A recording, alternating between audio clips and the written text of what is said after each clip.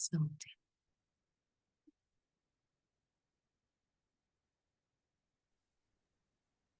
Hello, hi there. Fantastic. We're all in the same place. I was a bit worried that I'd sent you in the wrong place, but I think Jennifer's here as well. She'll stick a camera on in a second. We're all excited to learn how to do pie. Yes, absolutely. Okay, We're ready okay, to go. okay. Hi there, Jennifer. Hi, how are I was you? This is worried my I sent sister. you down a different road to everyone else, so I'm glad you joined us. Okay. And who have you got with you today? This is my sister Janine.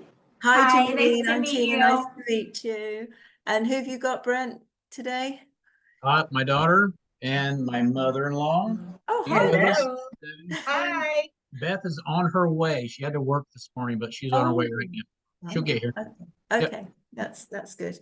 So let me just talk a little bit about what we're going to do today because it's a little bit complicated and I don't know if I confused everybody this morning by doing that little video, but because the beef is going to take a little while to cook, and the idea of a steak and ale pie is that the beef we're using is going to kind of be really tender. We need to cook it for quite a little while, but we're going to do that on the stove top. We're going to, first of all, we're going to fry up an onion.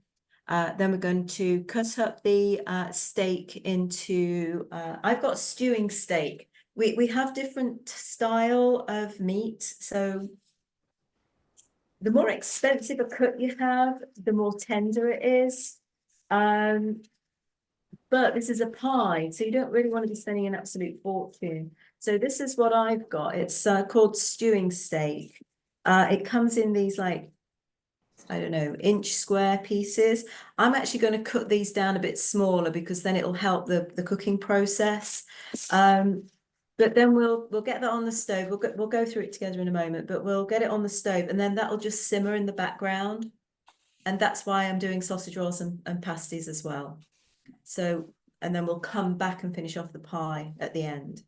Does that make sense? Okay. What I was going to say is there was a question about size of pie dish. And I've just gone through about 6 different recipes and nowhere does it say the size of the dish. So I think this is one of those recipes where it's not absolute and it's what you have available. I'm going to be doing something for 2 people, or 2 to 3 people. If you're wanting to do this for more, you probably have to double up the recipe.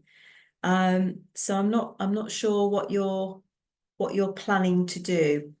Are you, I mean, is this going to be like dinner for tonight for you guys or lunchtime or what have you? Do you mind leaving your microphones on for a second just while we get started? I know it can be a bit clattery later, but it's when there's not many people on, it's just sometimes easier just to talk to you and then hear you back again, if that's okay. Yep. So I'm actually going to be using this pie dish and I put the meat in there and I know it's going to fit. Does that make sense? So that's what I suggest you do. What sort of meat did you end up getting in the end? I got skirt steak. Okay. That's what I've got. Oh, that looks good. Yeah. Yeah, it's got a little bit of marbling in there, which is good. Mine doesn't have a lot of, oh, no, it does have a little bit of it. But my butcher told me this takes about an hour to an hour and a half to cook through to tender. So we're going to we're going to try and get this at least an hour on the stove top. And then, of course, when we bake it, it's going to get another 25 minutes anyways. Okay. So shall we make a start? Have you got all your bits and pieces out? Have you decided what ale you're going to use? I mean, the important stuff. Got that We're covered. using this. It's an Indian pale ale, but it's a British version. It's not going to be hoppy like the American IPAs are. We could have used oh, what's it called? Guinness, but I find Guinness really bitter and I don't like that. And it does come through in the pie. So we wanted something a bit more mild. So we've gone with this.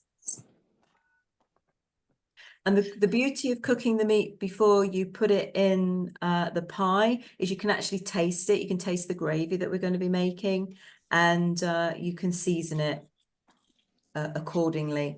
If it's too bitter, a little bit of sugar helps.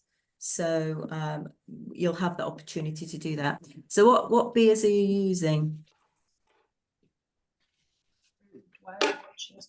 Oh, wee Mac. Oh, cool. Yep. Yeah, I think that would be a Yeah. good one. Is that a dark beer? It is. Yeah. What have you got there, Jennifer? It's a American brown ale.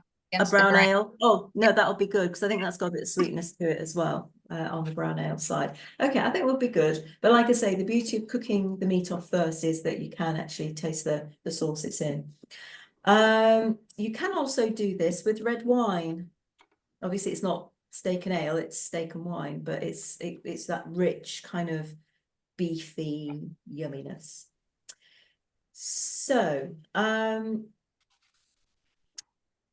gosh, I've lost where we are. Okay, well let's get this meat on the stove because that's going to be that's the long tent in the pole, as it were.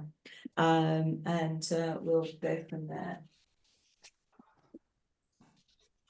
So first of all, I'm going to peel and chop an onion, and we're just going to fry that off in a little bit of oil. I use olive oil because I do everything with olive oil.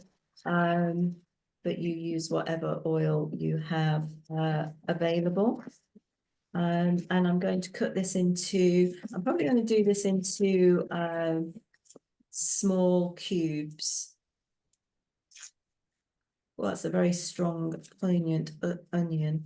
And I'm using a white onion. It doesn't really matter, but I tend to use red onions more for things like salads when I'm actually eating them raw. These are very strong to eat raw. Okay.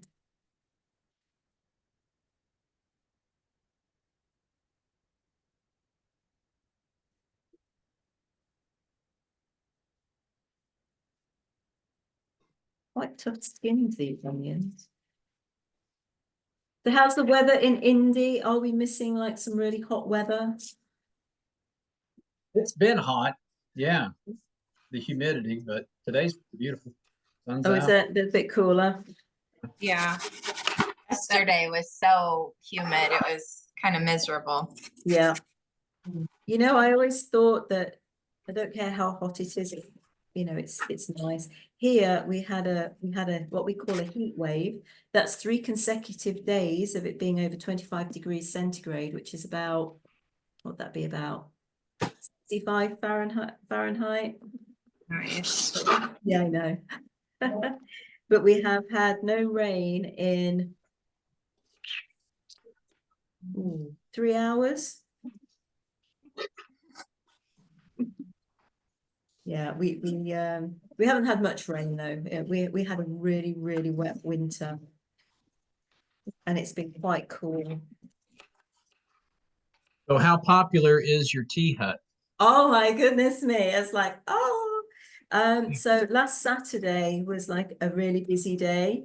And it was my first really busy day that I'd had. I served 15 guests. Oh my gosh. Nice. And they came, I had 2 tables at once, and it's just me because David was away last Saturday at an air show with a friend. So I was like coping on my own. This weekend, we've been open 3 days, and I've had like 10, 12 people each day. So it's going really well. I mean, they just come in for tea or coffee and a piece of cake, and they're out again in 20 minutes, which is weird because obviously having the tea room, it's a much more laid back, lengthy process. So I'm kind of getting used to that, but it's going well. It's going as well as I need it to. That's awesome. Wonderful. Thank you for asking. So I've chopped my onion. I'm going to put a little bit of oil in my pan. I don't know if you can see me over there. Yes, you can. And I'm just going to put this on a high temperature.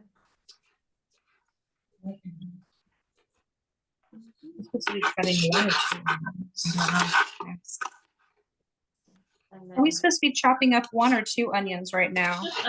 Did you see the size of mine? This was my kind of onion. So I've done 1 on that. Again, this isn't a precise recipe. It's not like baking a cake. And you can put anything in this. You could put vegetables in here. You could put in potatoes in here. If you don't have enough meat to go round, you can bulk it out. Because that's what meat pies were always about, was making a little bit go a long way. And it's very filling. You've got pastry, so you could add potatoes. So it'd be that would be sorry, my dishwasher's just peeping at me. It would be a beef and potato pie. So you can really do anything you like. So I've done one large onion. And I'm just going to put this in my pan, which is now, oh yeah, a little bit of sizzle there.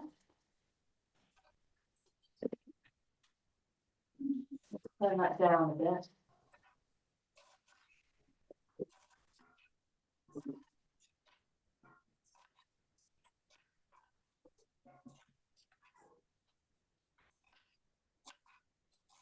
While that's just cooking off, I'm going to put a lid on there.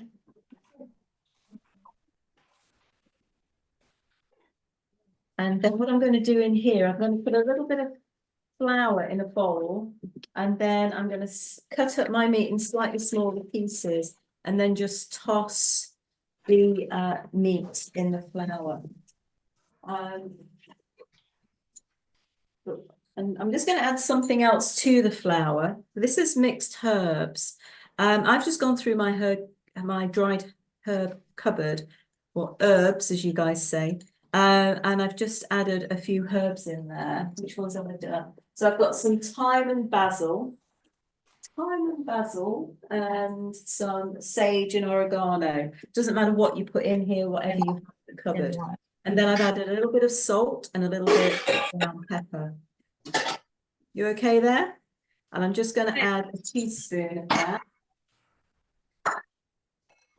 What are we putting all this into a bowl?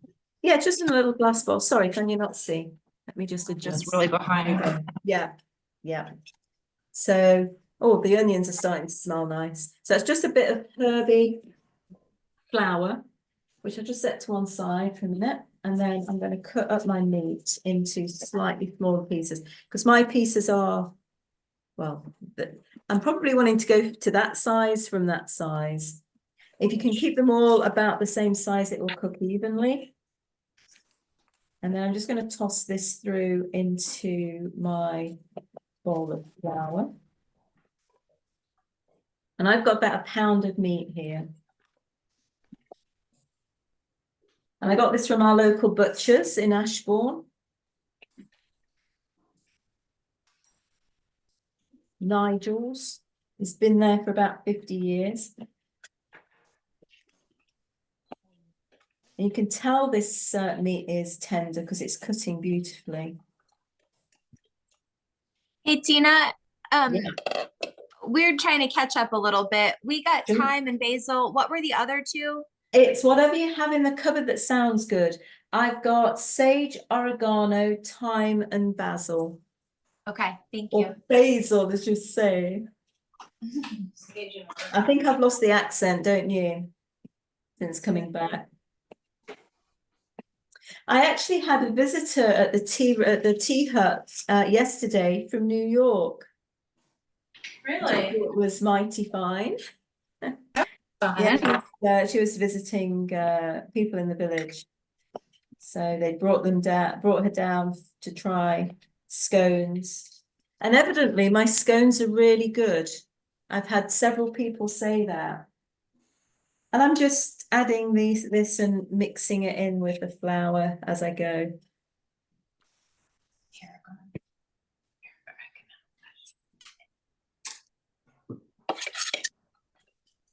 And I've been doing Bakewell slices as well, and they are pretty good too. I think we did that on a bake class a few months back, didn't we? Oh wow, that meat is just so tender. That is lovely.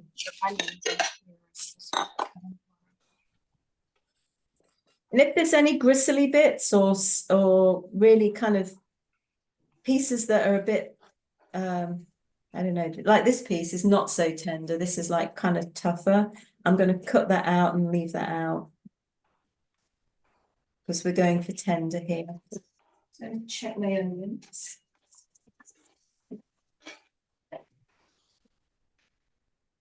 Just turning this down because I don't want them to brown. I just want them to, we call it sweating when they're just softening. Yeah. So you don't need them to be browned, just softened.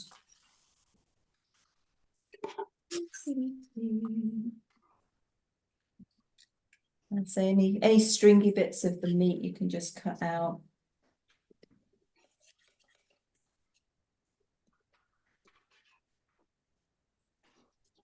Or any fatty pieces that you don't like the look of.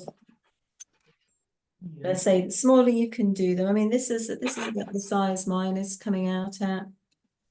That helps. It's a little bit tougher. It is nice using a local butcher though, because you know the meat's nice and fresh, and of course all our food here is grass fed, so that's nice too.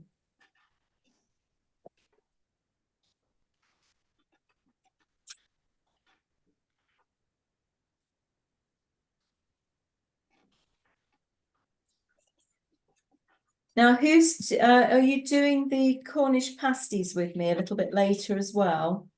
Yes. Yeah. And Yeah. just remind me what I said about the meat for that. Is it the same meat? Yeah, you said the same meat, but it didn't say whether or not to cut it. Like, is it Yeah. also in small pieces? Yeah. You can also use ground beef for this, for the pasties. I think that's what we used to do in the tea room, but I just thought it'd be easier for you to use the same meat. Okay. I'm just thinking we probably need to cook that off at the same time, actually. So, let me just think about this for a moment. Yeah, so if you want to add the meat for the pasty at the same time to the pan, but then you'll separate half of it out. Half will go towards the pasty and the other half will go towards the pie. Will all of it be in the flour mixture? Yeah, you can do the same. The flour really just gives it some seasoning, but it also helps to seal the meat when we come to put it in the pan in a minute. That holds all the flavor of the meat in and all the juices stay in. So again, it helps the overall yumminess of the dish.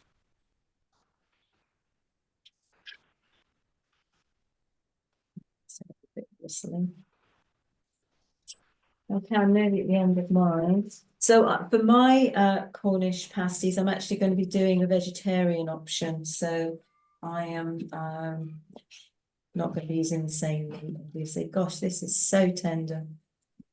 I think what they do here is they just take the trimmings off some of the other meat cuts and put it into this stewing meat. Yes. Right, let me just wash my hands off. I need to try this.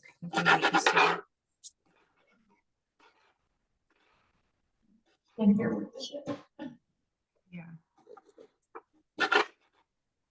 So there's probably about this much of my meat that I'm not going to use because it's got the it's either fatty or a little gristly. So I said you need another onion cutter. that's fine. Oh, found another piece of.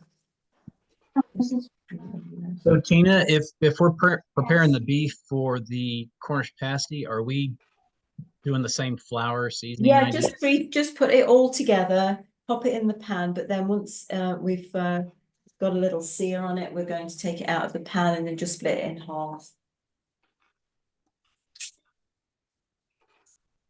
And again, it doesn't have to be, you can do it by eye, you don't have to weigh it out.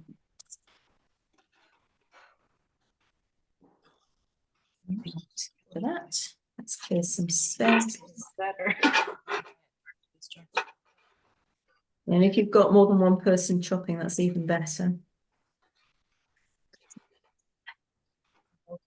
Okay, so this is my pound, or just perhaps a bit under now, because I've thrown a little bit of the gristly stuff away.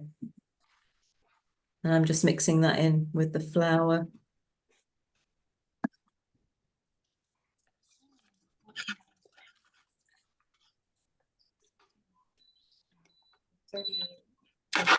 And this is just enough to coat it really. And this will also help thicken the sauce once we add the ale a little bit later.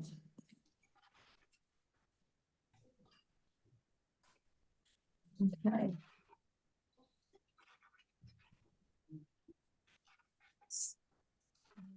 The light onions are nicely sweated off there.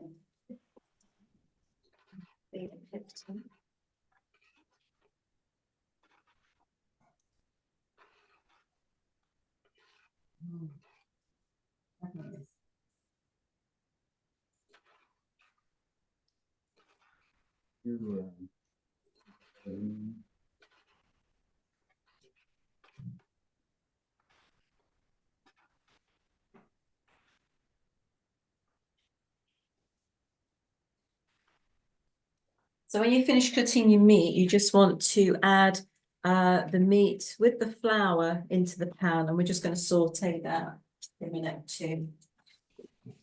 Might turn the heating a little bit on. Should we have already started sauteing our onions, or does it get sauteed with the beef?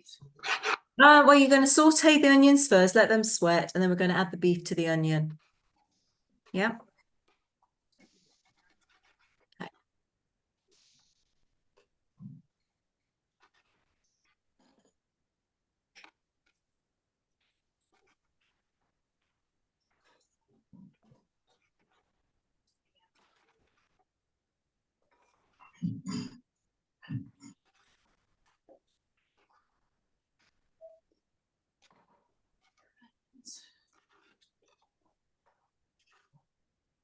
Just let that sizzle for a minute.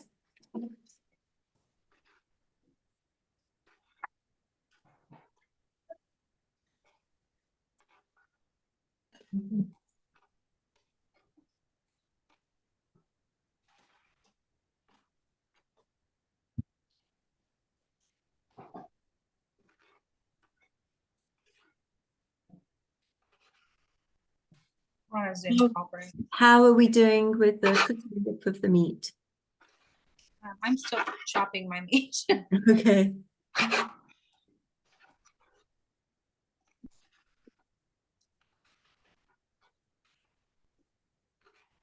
What kind of meat did you end up using, Jennifer?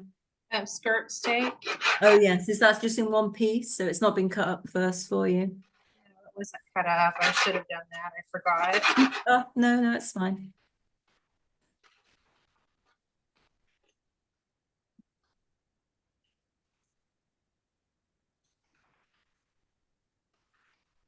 My onions, I do mix.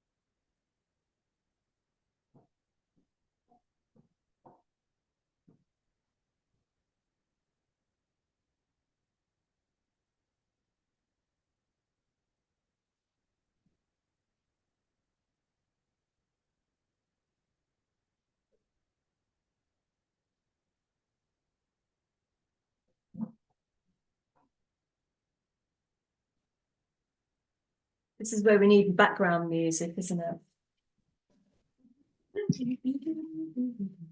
So anyone got a vacation set up this year? No, not currently. Not currently.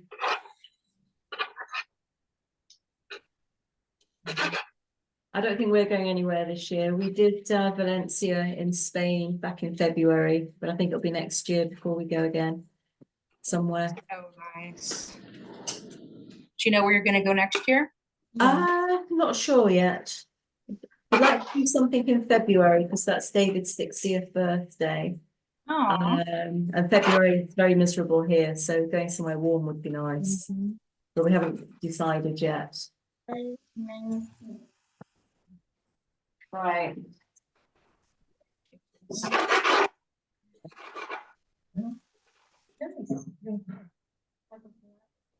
Mhm. Beautiful. Mhm.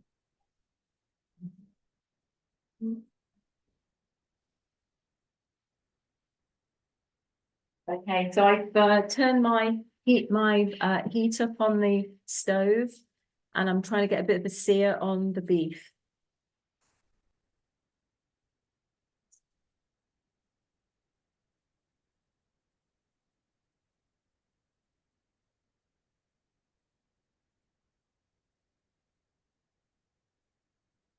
Mhm.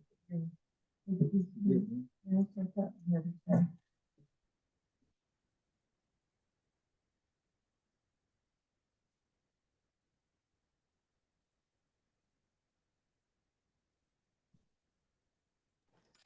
Tina, so you said we add the beef to the onions. Yeah. Add the beef to the onions and turn up your stove top to quite a high heat, and that'll help it sizzle and sear. Mine's quite loud now. Okay.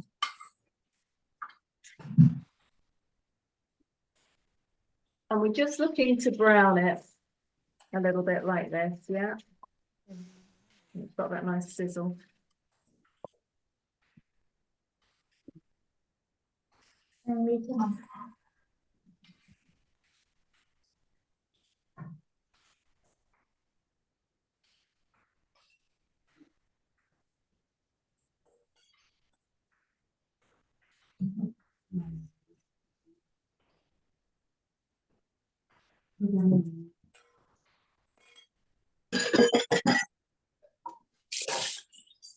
Well, it's certainly smelling good in here. Yeah.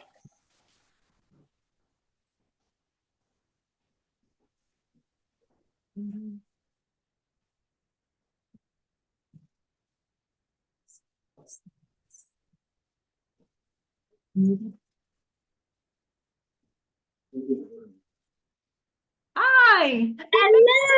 Hi. Oh, It smells God. fantastic. It does, doesn't it? As soon as you get that Alive. the onions in there and Yes. have you got the meat in now, Brett? You got the meat in the pan? Yeah. Oh, yeah. Oh, that's looking good. Excellent. So once that's nice and browned, you can turn the heat down, right down. And then we're going to add well, we can either add beer and stock, or wine, whatever you have. I'm using this Green King in India Pale Ale, but it's a British Pale Ale. David said he'd finish the can if I don't use it all, which I don't think I will. And what I'm going to do is I'm going to pour out a quarter pint, my little Pyrex jug here. Now, is that to the top of the foam or the top of the bottom of the foam? That's actually very foamy beer. Let that settle a minute. How much of the beer are you adding in? What, a quarter pint? Quarter of a pint? Yeah, a quarter pint.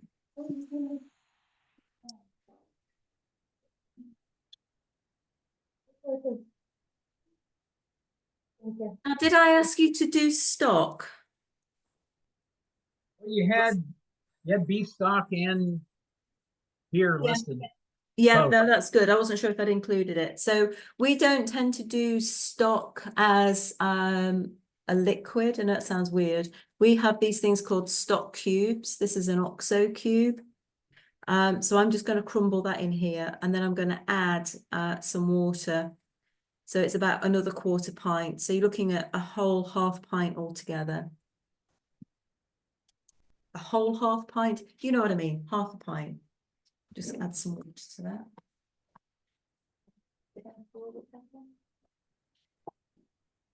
Do that.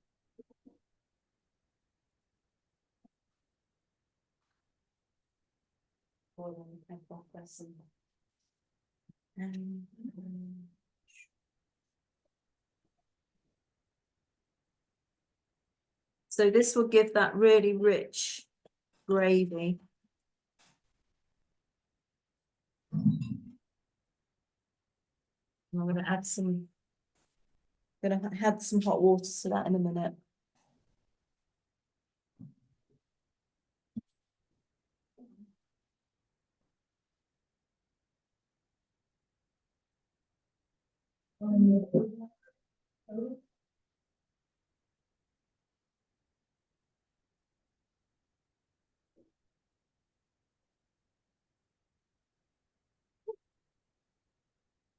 How are you doing, Jennifer? Are you caught up now?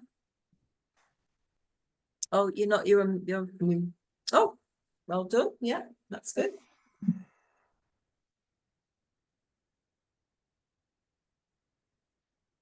And then we're going to add this to the beef, and then we're just going to set it to a simmer. So I'm not sure what that is on your stove, but you want to just have it on a very low simmer, and it's going to sit like that for about an hour. Put a lid on it, and we can forget about that for the next little while. So Tina, you're doing all your beef in one pan, right? Oh yes, sorry, yes. Before you add this, you need to separate out, Okay. because I'm doing differently to you. Thank you, Brett. That's very helpful. Yeah, use a clean bowl to put your 1/2 of meat in. Don't put it in the bowl that you've just used for the flour.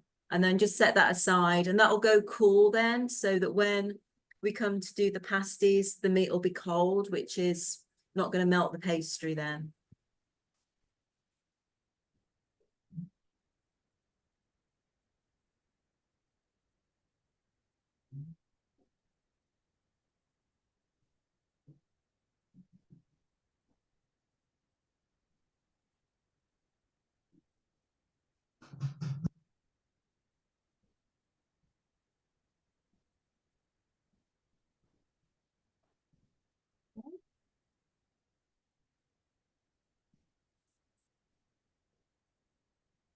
So Tina, Yep.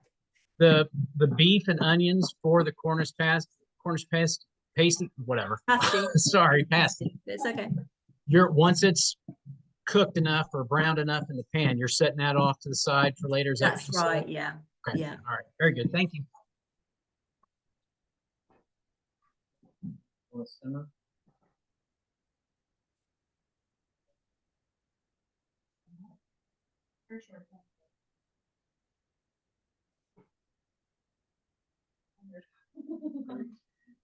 Yes, because in the pasty, you actually want a bit of bite in the meat, whereas in the pie, you're wanting it to just be really tender. So I think it'll be slightly different texture. It should be good. Tina, Yes. when we're cooking the meat for both recipes, Yeah. and so I'm adding like 1/2 pint of the liquid to the meat. Do I need to double it for the other recipe, or just? No, because it's a different thing. So what you need to do is you need to take out 1/2 of the meat that's you've already the onions and meat, split it in Okay. 1/2, and then reserve 1/2 for later. Okay. That can go cold.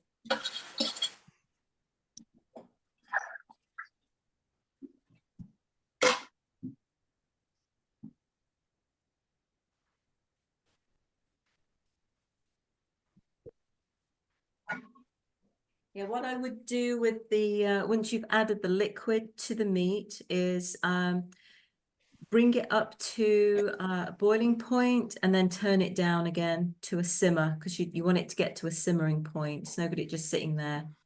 It needs to be simmering.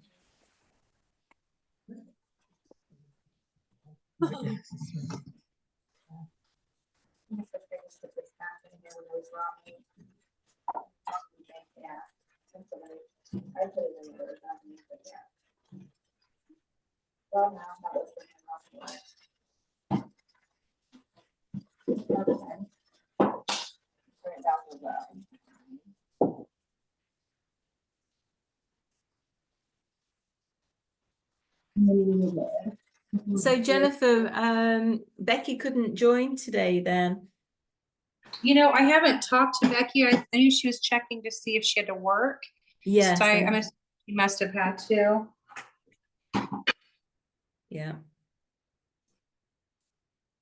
Sounds like she's got a nice little job there in the coffee shop. Yes.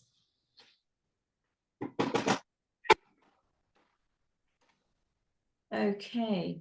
Let me know when you've got to the point where your pan is simmering gently on the stove with its lid on, and you've cleared down everything that we've got out already, and then we'll move on. I think we'll do the sausage rolls next. So let me know when you're ready and we can move on to that. Yeah, we're good to go here. Okay. We could just get some more pan.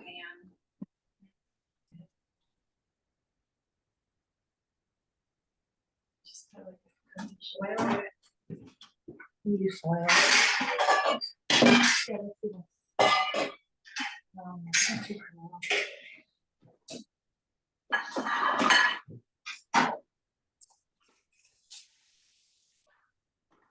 Okay, just let me know when you're ready then.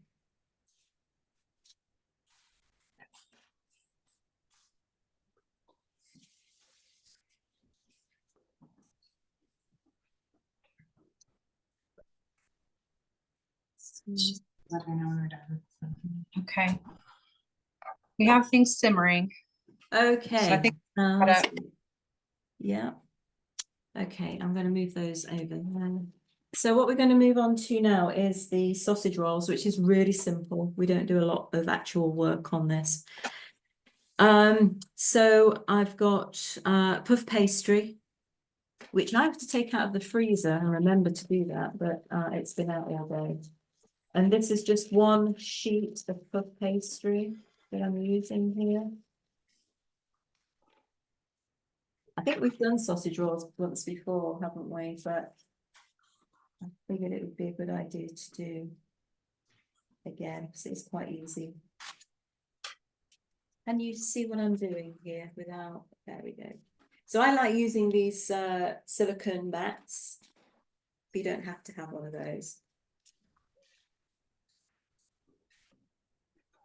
And I've got sausage meat from the butchers. And again, you can use whatever pork sausage you want to. I'm just turning my simmering down a wee bit because it's simmering a bit fast.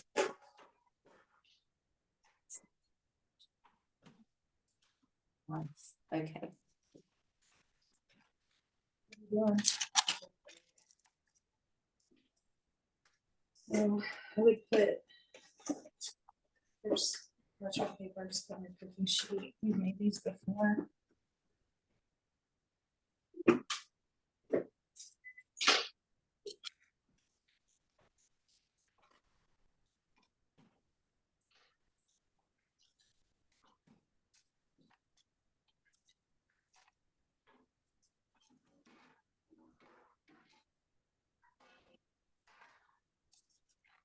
Okay, have you got your puff pastry? Yes. Excellent. So actually, I think at this point we need to look at putting the oven on, so we don't forget to do that. Just check my oracle for the temperature.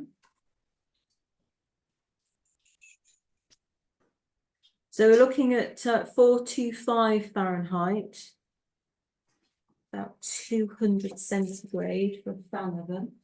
Did you say 425? I think I did actually. That seems really high, but these old recipes do seem to go a bit higher. What do they say? Let me just check this again. Do, Can you help me? I accidentally gotten off of the. No, I said 450. Oh no, that's a, sorry, hang on, wrong one, that's the, yeah, 425. 420.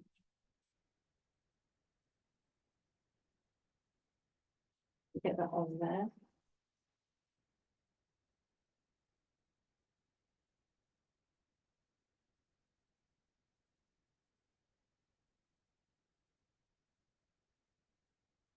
And then we'll get your tray and line that with some parchment.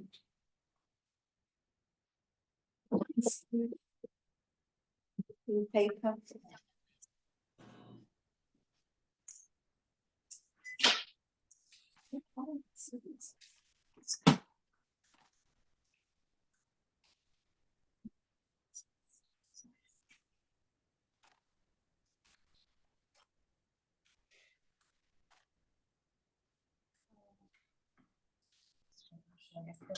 Just.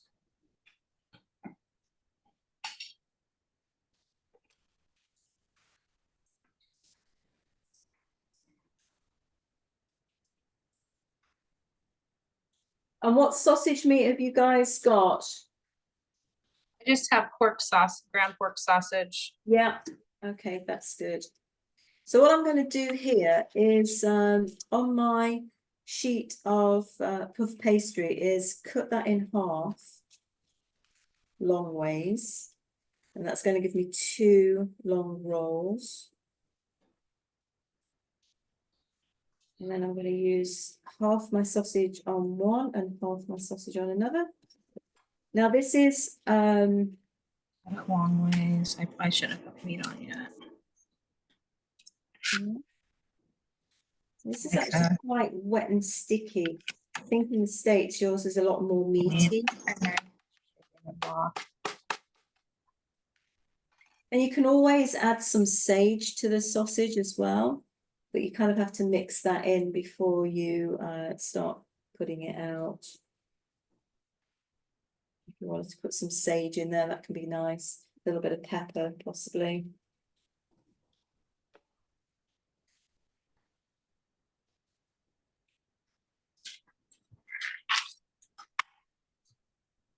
And just put the sausage meat right to the end. And do the other side. So my sheet was small, so then I did the second sheet. But this is one sheet. You're fine. So this will be one roll. This will be the other. These are just gonna be separate a little bit. How are we doing, guys? Are we following? Sausage on here. Yeah.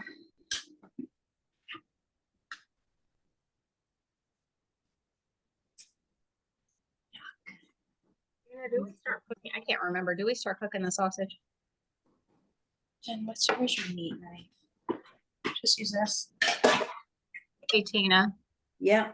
I can't remember. Do we start cooking the sausage or do we put it in No, just put it in raw. raw? That's right. Yeah, Okay. yeah, this is all raw. I say if you wanted to add any seasoning, some pepper possibly, or sometimes it comes in seasoned, doesn't it? Depending on what kind of sausage meat you buy. But you can always add a bit of seasoning, but you do kind of need to put it in a bowl and mix it in, which is a bit messy, but I'm just leaving mine as is. I'm just making sure you're washing your hands as you go. The sausage will help you. Basically, you're spreading it.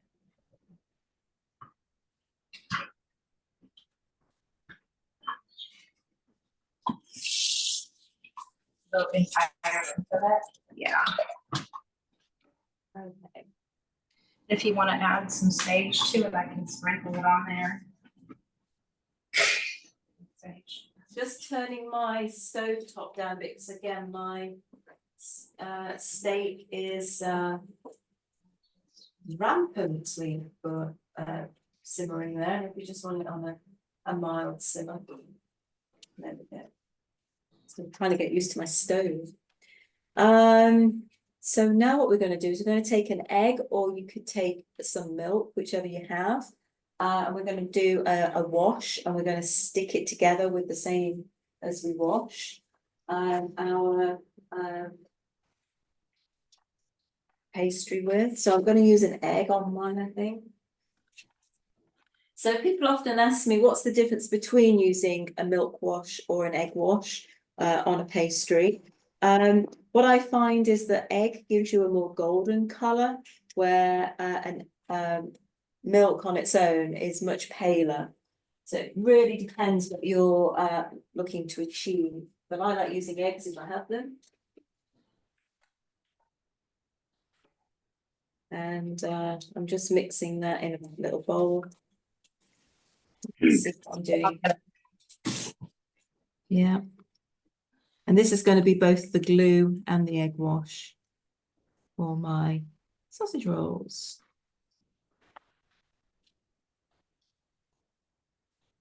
And in the UK, we eat these hot or cold. When I say cold, I mean chilled. And I'm just painting the egg as a glue along the side of or both sides of the sausage meat on the pastry. That's going to help it stick together.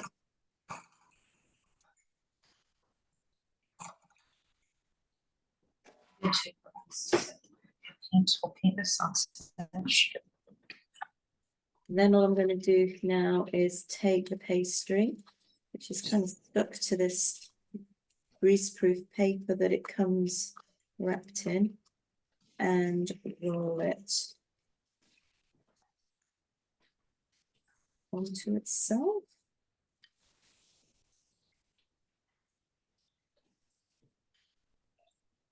Roll.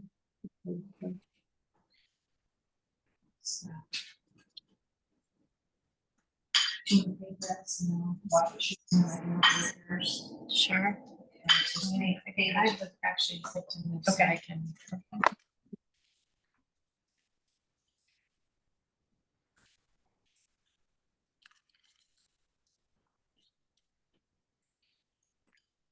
So we should have 2 long sausages.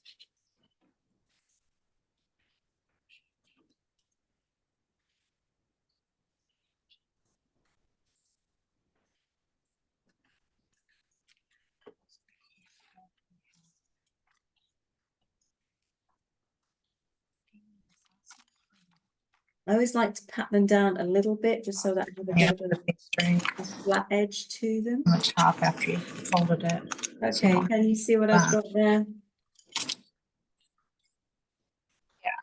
Yeah, just 2 long sausages. And then it's up to you how big you want to make these little babies. Let's get a knife.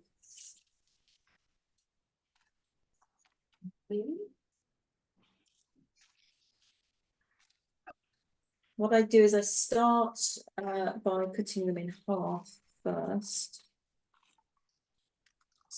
Get there. And I cut them through both at the same time because that gives me even pieces. Now I'm going to cut mine a little bit bigger. You can do them small, about 1.5 inches, 2 inches wide, and they're what we call cocktail sausages, or we could do them bigger. I'm going to be actually selling these in the tea shed, so I'm going to make mine bigger. So I'm probably only going to probably just going to cut them in half again. It's more of a meal and less of a snack, but you can decide what you want to do with yours. But I'm just going to take the ends off here because the sausage meat hasn't gone right to the end. There we go. And then what I do is I put little marks in, like 3 little scores, and that just helps the steam escape. And it also helps the sausage or the puff pastry to puff up a little bit. So just 1, 2, 3 little slides there. I don't know if you can see that. Let me bring one over. You can see what I've done. There. So that's my sausage roll, but you could cut that in half and just make it like a bite-sized piece. Does everybody see that? What I'm Yes. doing there, yeah. It's a little point to note. So you can have it make it long or you can make it a little bit shorter. And I've got I've got 8 in my pastry. Because it's the pastry that really dictates how many of these you're going to do. How many rolls of pastry do you get in a packet? Mine was just one.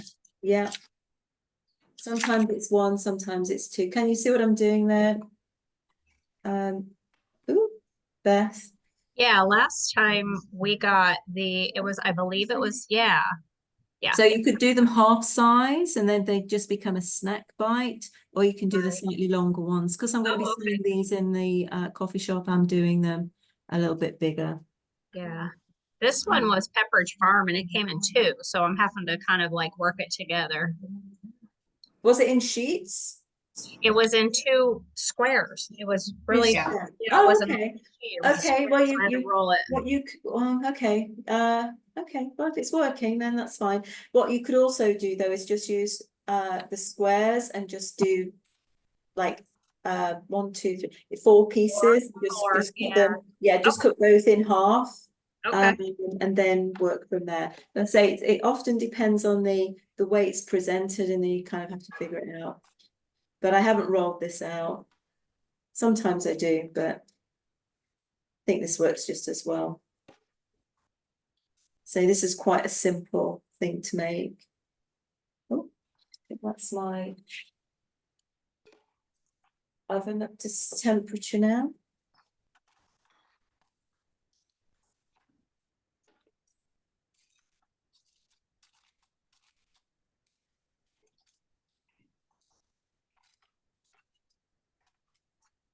Did anybody notice what time we started to cook off the meat? Because I did not make a note of that. I did not. No, I'm sure it will be fine. Whoa, okay. So then I'm just going to pop these after, sorry, I've just used the egg wash to wash them over, and that will give them that nice golden color. I'm giving them a bit of space on the bake tray so that they have a little bit of room to maneuver and grow. And if there's anything sticking out, you can just pop it back in again.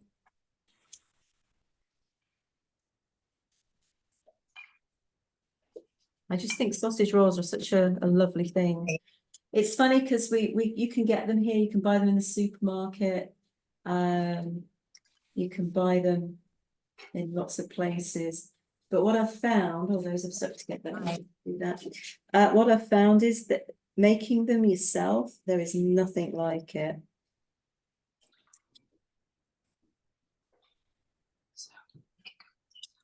So say if it's any bit sticking out, you can just mold it back together again.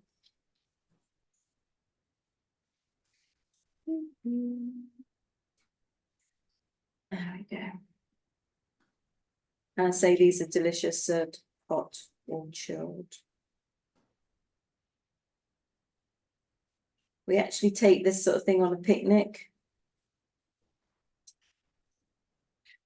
We actually bought a picnic hamper this weekend, so we're very hopeful that we'll be able to get out and take our picnic. There we go. Yeah.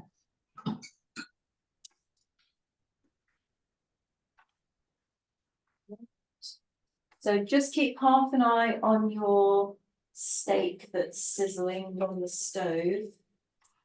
Yeah, mine's got quite a nice gravy going on there.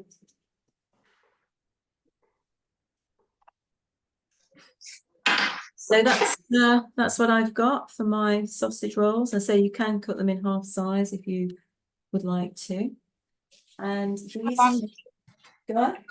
How long do we bake them? Yeah, I was just going to check them. Just checking. It says 15 to 25 minutes. So I put them in for like 20 minutes and just see how golden brown they are.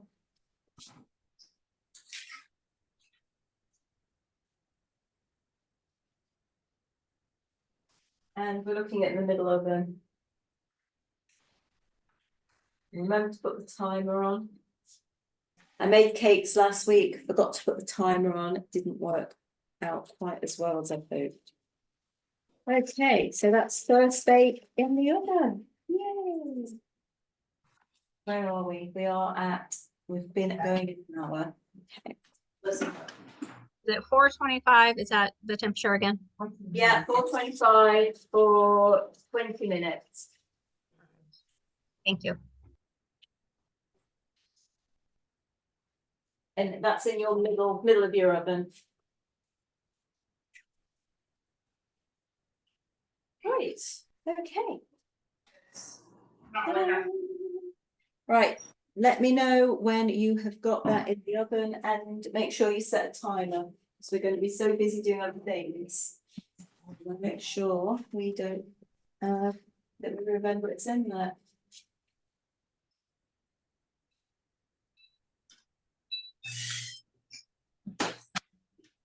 She asked for clarification. Okay.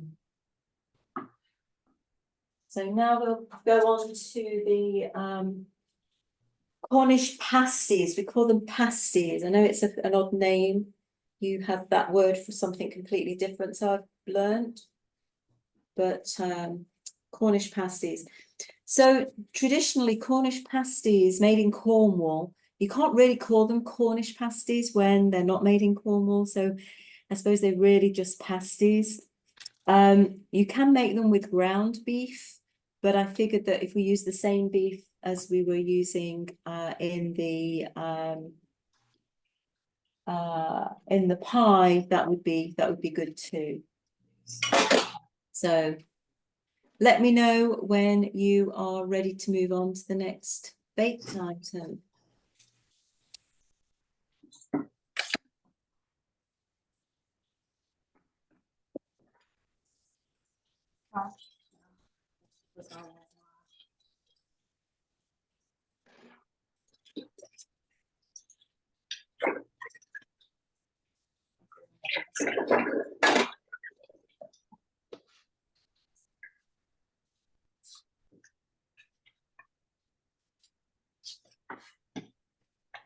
Yes.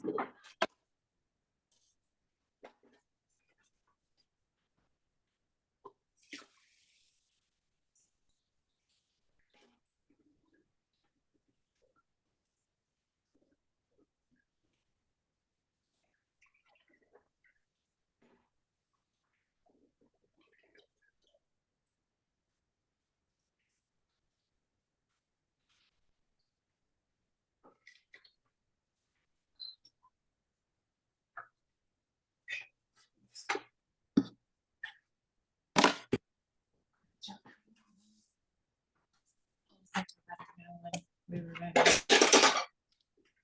Somebody else let her know?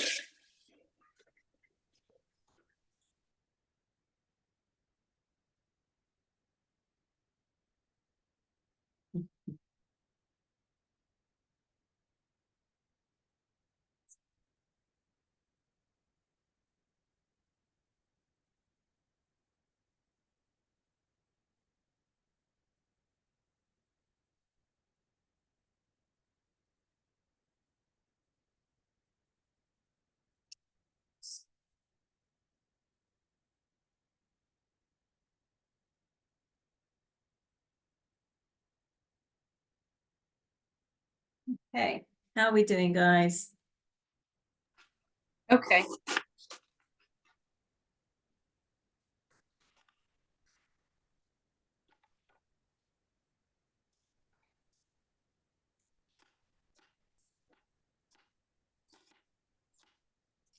Or onions, we're dicing them. Is that right? Are we ready to move on? Yeah, We are. yeah.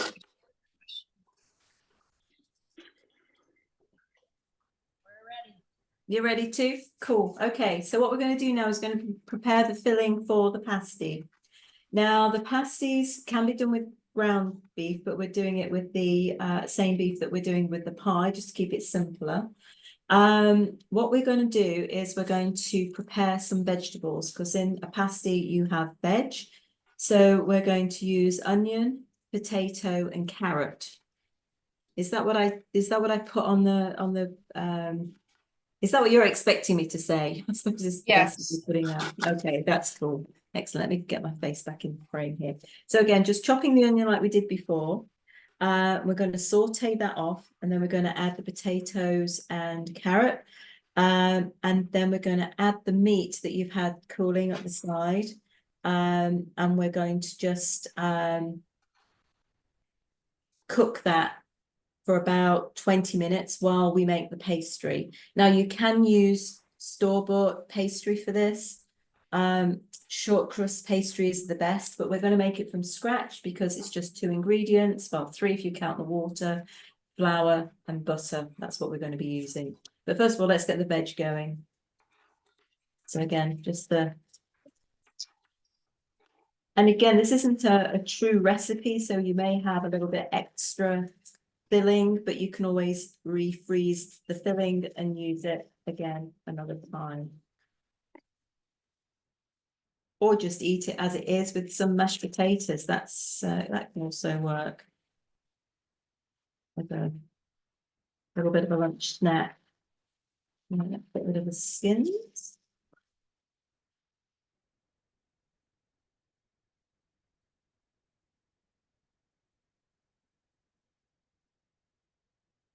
Now this time I'm going to be using a deeper pan, but that's only because I don't have 2 frying pans. A little bit of oil in here with the onion.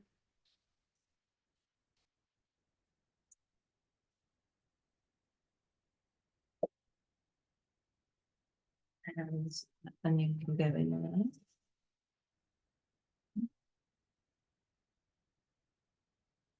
Oh. Dave's just gone by on his bike. He's just been a bike ride.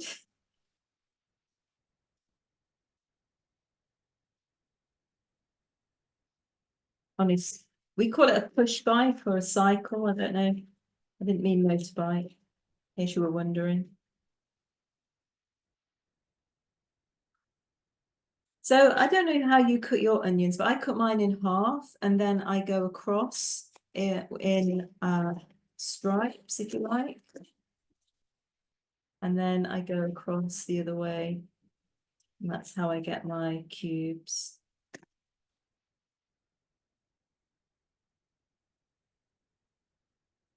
And then Tina, those I said, cubes. I know you said that it's not an exact recipe, but for what the ingredients we have today, are we doing 1 or 2 onions for this? Oh, just 1 onion. Just one. One for each.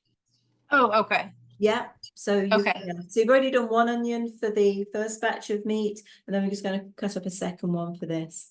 Because this is going to be part of the filling for our pasties.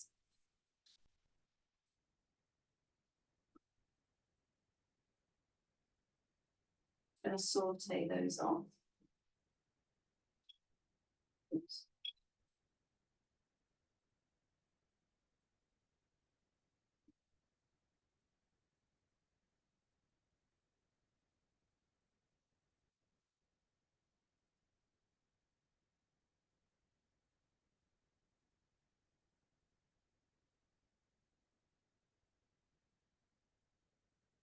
And then we're going to do the same with the carrot and potato. So just 1 carrot and 1 potato? That's all I'm using. Okay.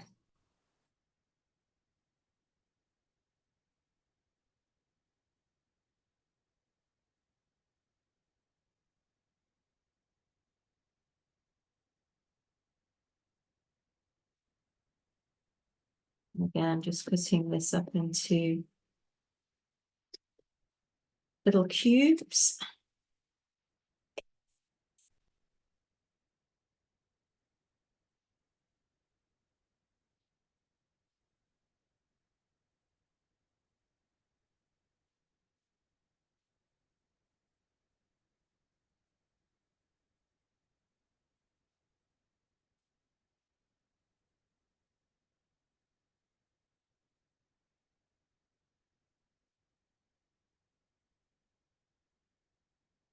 So again, I'm just cutting them up into little pieces. And I'm going to add that to my sauteed onions.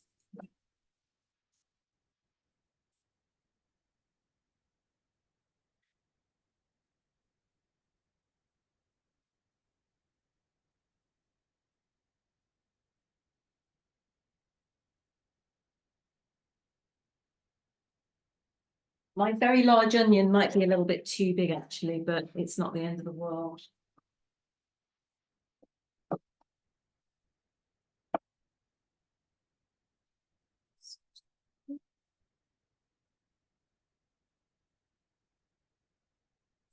Then do the same with my potato. So again, this is going to be baked for another 20 minutes or so.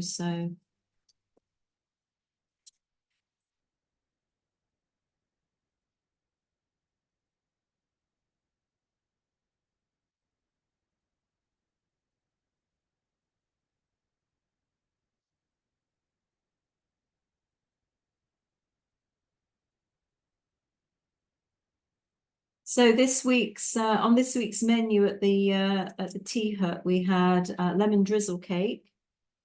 Last week I did a rich ginger, sticky ginger cake, which is both of these are loaf cakes. And then I do a flapjack with banana instead of butter. So they're and oats. So that's quite a healthy option for the cyclists that we have coming through. And what else did we do? Oh, Eccles cakes. An Eccles cake is like puff pastry with raisins in the middle. You'll find that British cooking does have a lot of dried fruit in it. And I'm just cutting these into little squares again. Little squares and potato.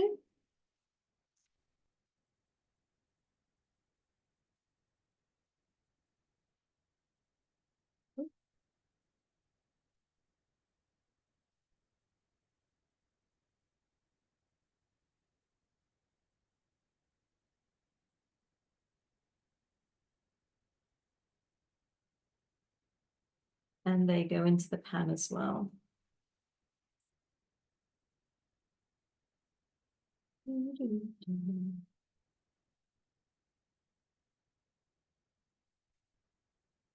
I suppose a lemon drizzle cake's a bit like a pound cake, but with lemon zest in there and then a lemon sugar drizzle over the top to make it very moist. Very good. Oh, that needs going down a bit.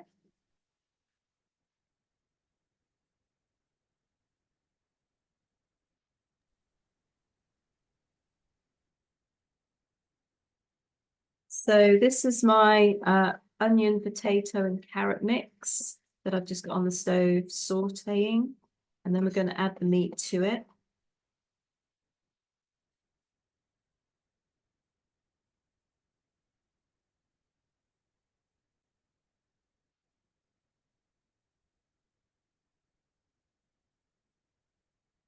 So I'm actually using a vegetarian,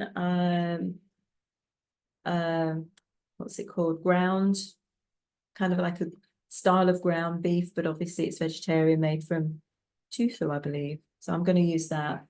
But you add that extra half of meat that you had in there, and you might need to add a little bit of water or stock, just enough to cover it. This isn't going to be a wet mix though. The mix for the pie is going to be like a wet gravy, but for the pasty, it needs to be much drier.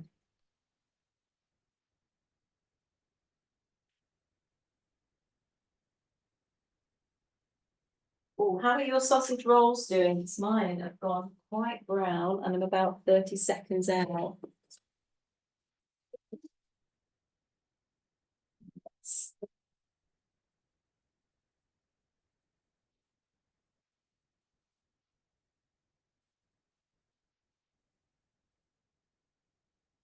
I'm just turning mine around just to give them an even colour, because my oven's obviously not that even.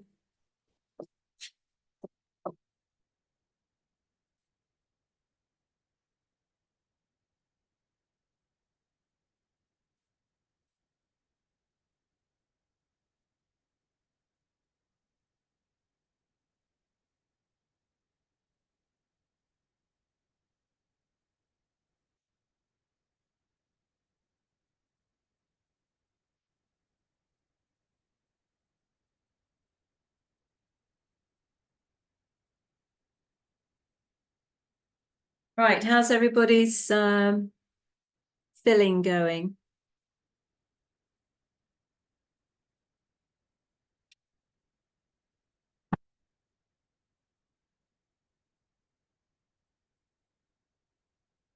How are we doing? Oh, yes, that's looking Doing good. okay, we just. I Yeah, just that got- looks great. Yeah, fantastic. So I got my vegetables diced and you put them in a pan and what do you add? You might need to add a little bit of water in there just so it's not too dry, because you're still trying to cook that meat. So maybe maybe half a cup, I don't know, depends how deep your pan is. Just to just so it's not too dry. It's difficult to say really, depending on your pan.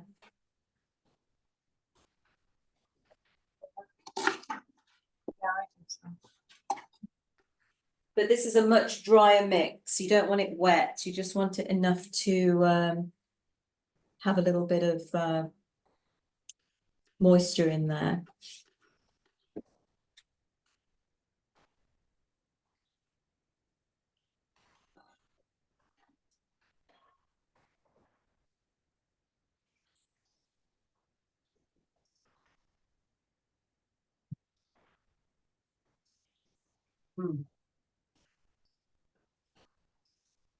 Okay, I've just gone back to my steak that we have with the onions in the ale gravy.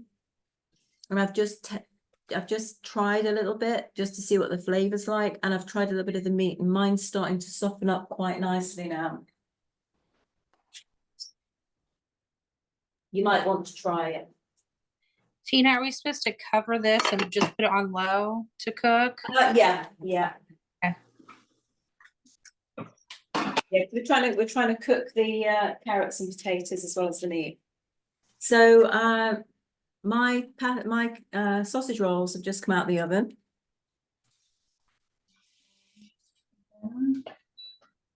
Actually, I think I might put them in for another couple of minutes just because one or two of them are a little bit paler. So I think I might just do that.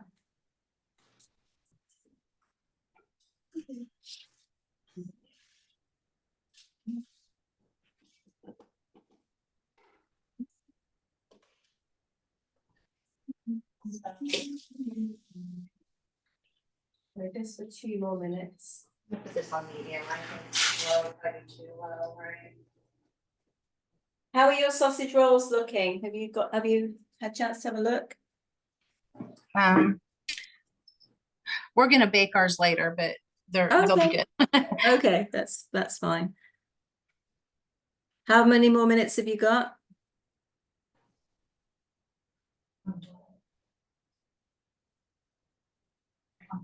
Minutes for what? Sorry, I was just asking Beth how she Oh. was doing with the sausage rolls. I'm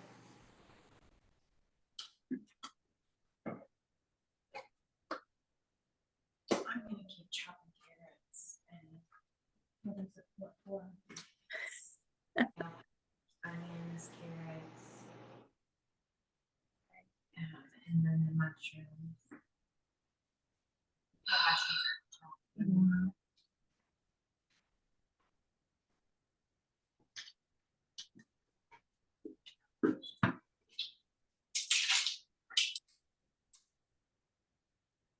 So Beth, how are your sausage rolls doing? 3 minutes. Excellent. Yeah, and you might need to put them in for another couple, just depending on how brown they are. I like to have mine a little bit browner. Tina, looking ahead at the steak and ale pie filling, Yeah. How many is it 4 carrots we need for that? Actually, well, you can add what you want to there. I'm not going to add any. I'm just going to leave it as meat pie. But if you want to add, if you want to add that, then I suggest you add that now while it's doing the simmer, because then they'll be cooked. And how many carrots would you add to that? I don't know, what did I say in the recipe? Is it 4 carrots? So that's just for that recipe. Oh, that's a lot of carrots. Let me just get this out of the oven.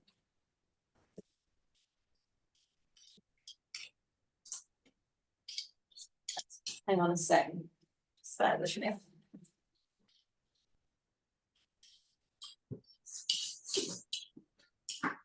Sorry. Bear with me a second. I just need to move this off the stove. There we go. There's my sausage rolls. What do you think? I don't know. Depends how big your carrots are, I suppose. Really, what you're looking for is like a proportion. So you don't want it to be all carrot and no meat, if you see what I mean. So I would have thought 1 or 2 would have been good, but again, it depends on the size of the carrots that you've got. Okay.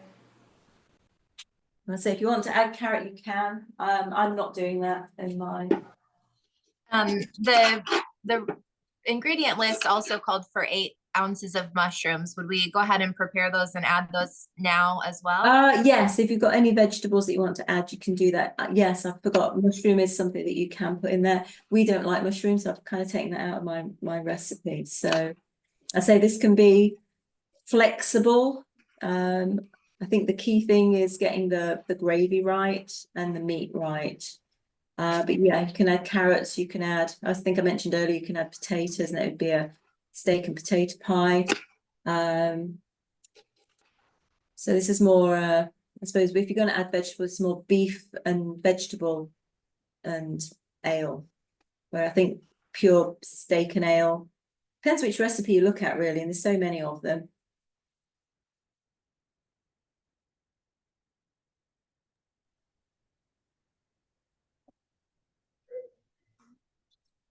Tina, can we go ahead and add the meat into the veg for the pasties? Yes, please do. Yeah, get everything in the pan. You might need a little bit of water just to stop it from sticking on the bottom.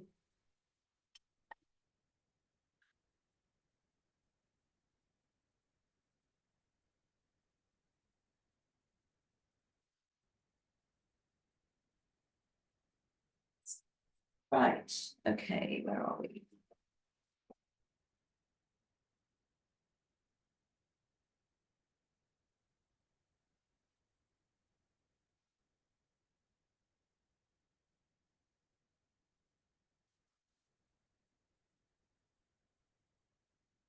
Just a point to note, Jennifer, you mentioned that you'd made the sausage rolls and you'll bake them off later. What you could do is put them in the freezer as they are, and then bake them off at another day.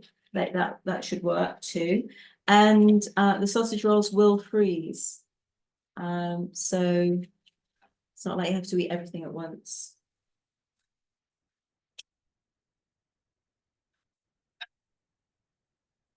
So after these have come out of the oven, after a few minutes, you can transfer them to a baking rack to cool down. That's what I'm doing there.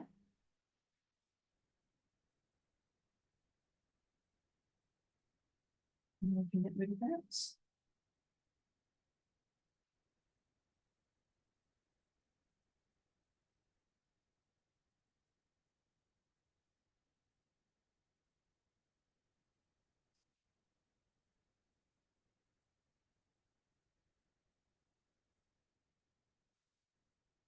Okay.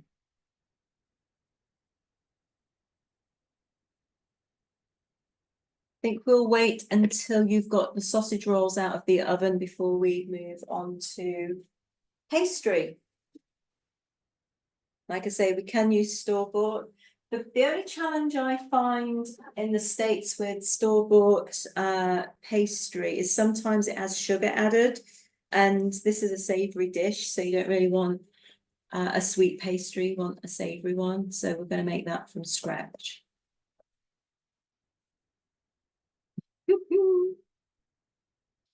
Okay.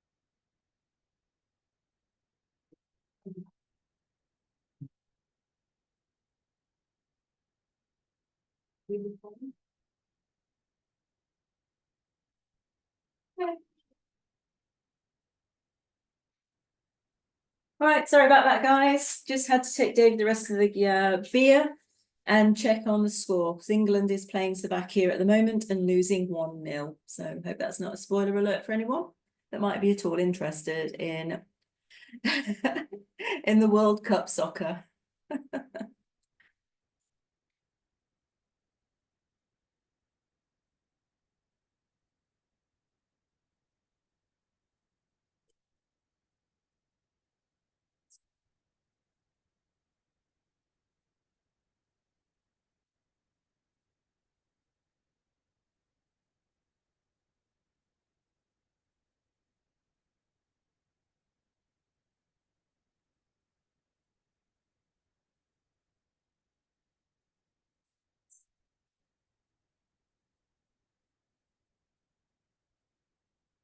Okay. Let me know when your sausage rolls are out. And if you can show me one, that'd be great. Or show me the tray, that'd be lovely. This is what mine are looking like. So I say quite simple and easy to do. And it tastes pretty good. Oh, yes. Oh, has yours split a little bit? Oh, it looks good. Yay. Oh, yeah. Thumbs up. Absolutely. Good job.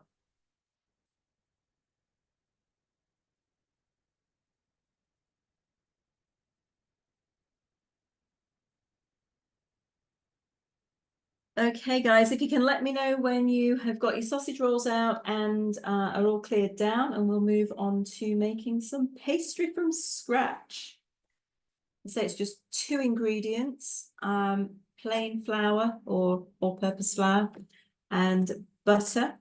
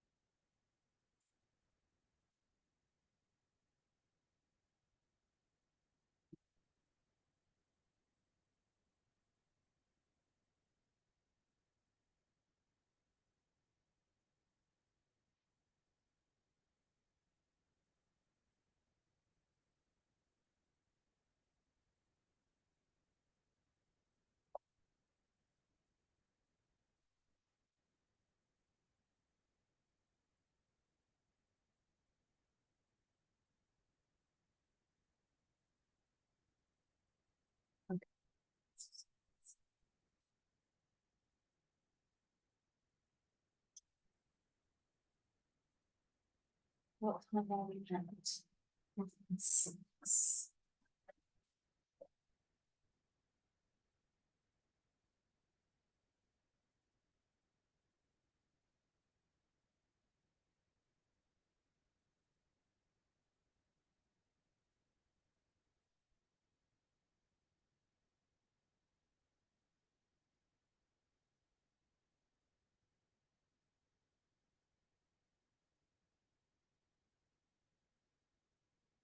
I'm running out of kitchen.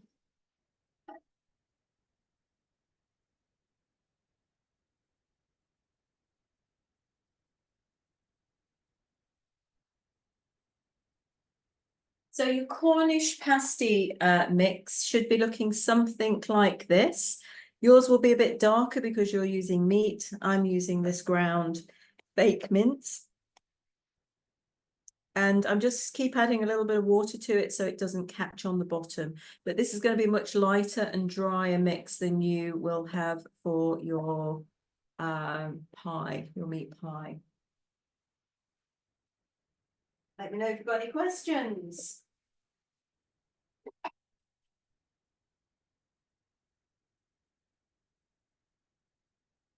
This is the meat pie mix. The gravies come together quite nicely. I say I've not put any mushrooms or carrots in mine. I'm just doing mine as a meat and ale pie. It's got quite a lot of gravy to it. We might want to start reducing some of that off. Although we might want to keep it as well. Depends how runny a pie you'd like. The way we would reduce that is just by keeping the lid off it. Might do that just to bring it down a little bit.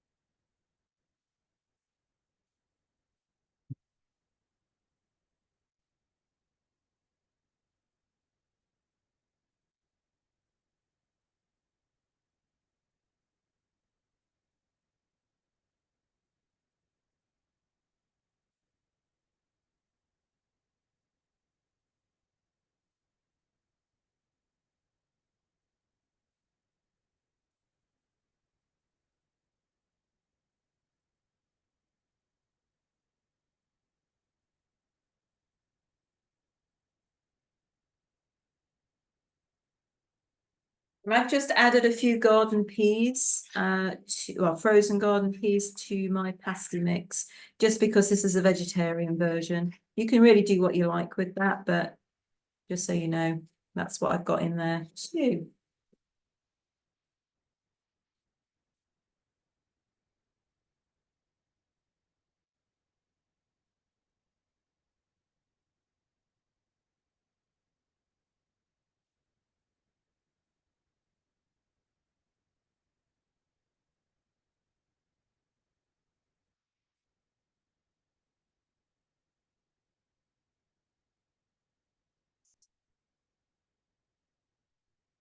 Okay, anybody ready to make pastry?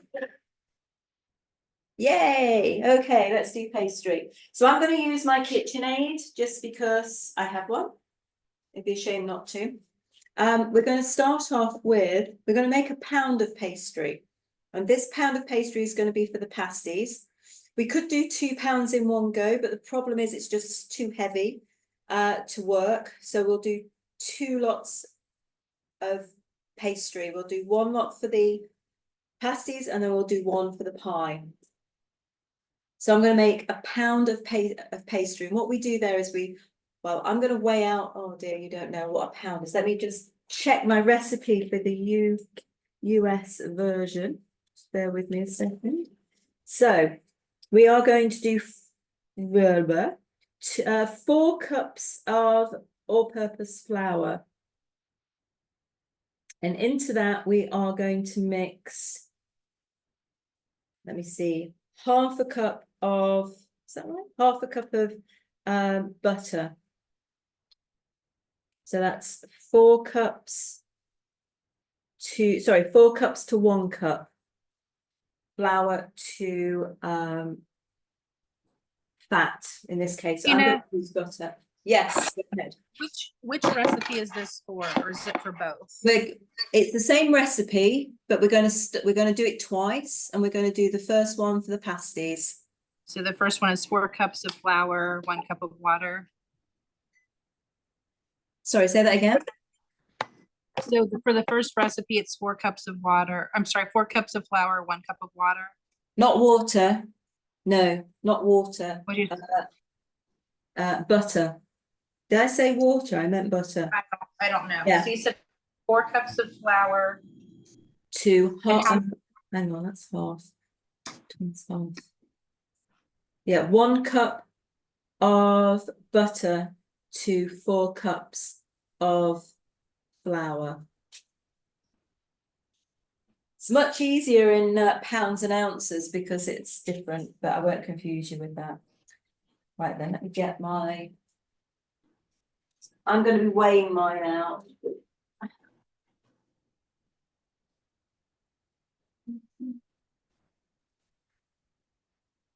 So 500 grams.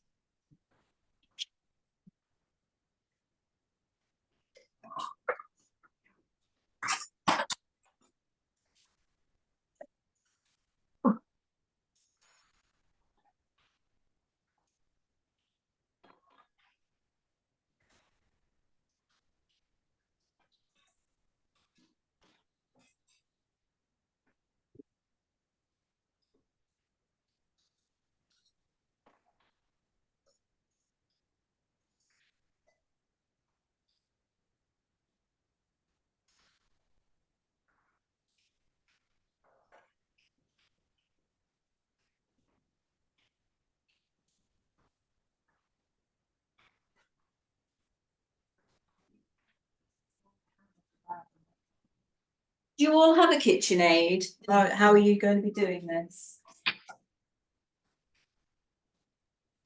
Yes, ma'am, we've got a KitchenAid. You've got a KitchenAid, good, because this is a bit of hard work otherwise. And Jennifer, are you using something mechanical too? I have a hand mixer I can use if I need to. Oh, I think that might be harsh. You might be better doing it with your hand actually. Okay. So, I've just taken the butter out the fridge because this is one of those recipes where we want to make it like breadcrumbs. So rather than putting all the butter, can you see what I'm doing here? I'm a bit close to the camera, sorry. So instead of just putting that whole thing in one block, we can't do that. We need to cut it up first. So I'm just going to get a knife. And this is how I tend to do this. I mean, you have the little finger blocks, don't you? Where we have a big block, which makes it much harder. But basically, I'm just going to cut this through, which takes a little bit of a minute. And I'm doing it into pieces about so thick. And then I'm going to cut it into long pieces like that. And then I'm going to cut it again. I'm going to get a space here. And you see what I'm doing? I'm going to cut it again into little pieces like that. That is going to take a lot of the work out of this. And Jennifer, if you're going to do this, I wouldn't do it with the hand mixer because mixers are good for batters, but not for pastry. So I would suggest you cut it up into pieces like this, and I'll even do it with you if you want me to, and I'll show you how to do it by hand. It doesn't does it take any longer? Probably doesn't take any longer doing it that way. The time consuming bit is cutting up. And I have a bit more cutting up to do because I'm doing it in one big block and you're doing it in 4 little bits.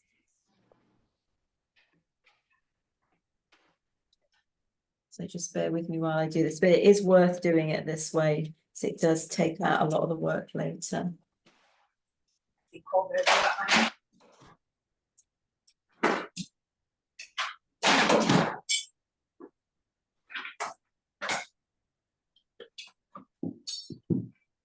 I think, Jennifer, I know what you need for Christmas. And I'll whisper in the right ear.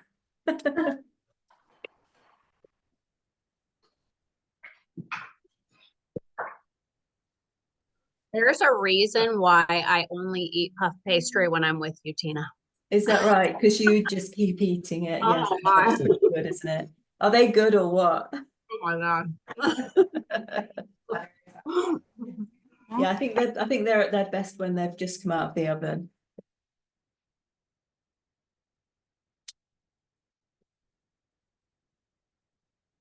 Yeah, this so what we're going to be doing with the pastry, it's something called the rubbed in method. Tina, I'm sorry. I know I should know this. How many sticks of butter are we using? How many sticks? Oh my gosh. Or cups, how Or many or cups? cups? Well, I've got it as cups, but that doesn't really translate very well, does it, on the recipe? No, it does. It does. How many Does cups? it? So Yeah. I'm basically using a whole. How does your butter come? It comes in a quarter. It comes in a stick, Half but cup. it gives a measurement. This is half a cup right here. That's half a cup. Mm-hmm. That doesn't seem right to me because I'm making quite a lot here. Okay. So we need one full Hang cup. on, like hang on. Let me just think about this for a second that I'm doing this correctly. I ended up doing 2 sticks, which was a cup of butter for 4 cups of flour. Okay. And you just sliced it thinly and then put it in I the just flour. sliced it thinly Cubed it. so that the machine doesn't have to do so much work, or if you're doing it by hand, you're not doing so much work. But my recipe is half fat to flour. So I'm using twice as much flour as I am So we butter. do we need another cup of butter? I'm then? thinking you need a whole block because I'm using a whole block. When I say a whole block, ours doesn't come in those fingers, those sticks. Ours comes in, I mean, this is like 250 grams.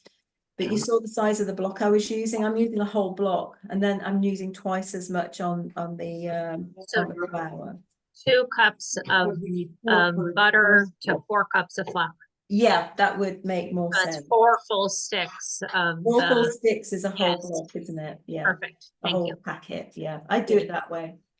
So I'm not sure what this recipe conversion is giving me. So no, this is 2 cups to 4 cups. So 4 sticks. So use 4 sticks to 4 sticks of butter to 4 cups. I think we said, didn't we? So this is what it's looking like. It's quite a lot.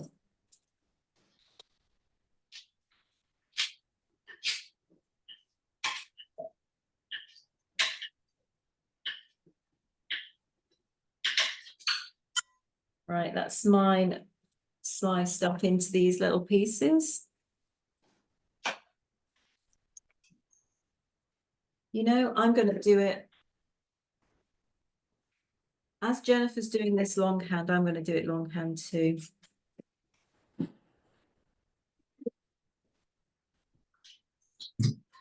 If you're using your KitchenAid, just have it on low and use the paddle. So you're using a paddle, Beth. Yeah, using that, and you're just putting it on low and just mixing this together, and it will resemble breadcrumbs. But Jennifer hasn't got one of these, so we're going to do it by hand. And what we're going to do here is we're going to do that. Do you remember we did this rub-in method? I think we've done it before. I'm going to make my mom try that today. Oh, okay. It might make our hands ache a little. But yeah, so this is what we're doing. But we're kind of squashing the butter into the flour, but we're not pushing it into our hands. We're just using the tips of our fingers. And if you have hot, sticky hands, I suggest you give them a bit of a wash under a cold tap first, just to cool your hands down. This is the reason we're using butter straight from the fridge. We don't want it all soft and gooey. We're not making cake, we're making pastry.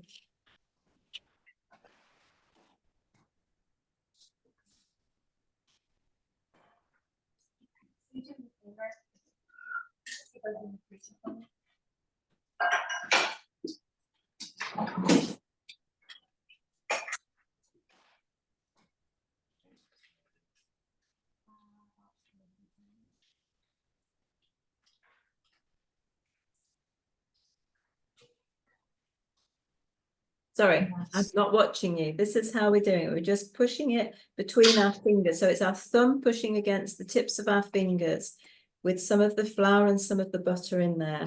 So we're just using fingertips. And the idea is that we're squidging out the butter into the flour till it looks like breadcrumbs. And I'm not using the best bowl for this because if I've got a, in fact, I'm wondering if I should move this into a shallow bowl because this is making my wrists ache. Let me move this into a shallow bowl. Is there something that you want supposed to say? You do.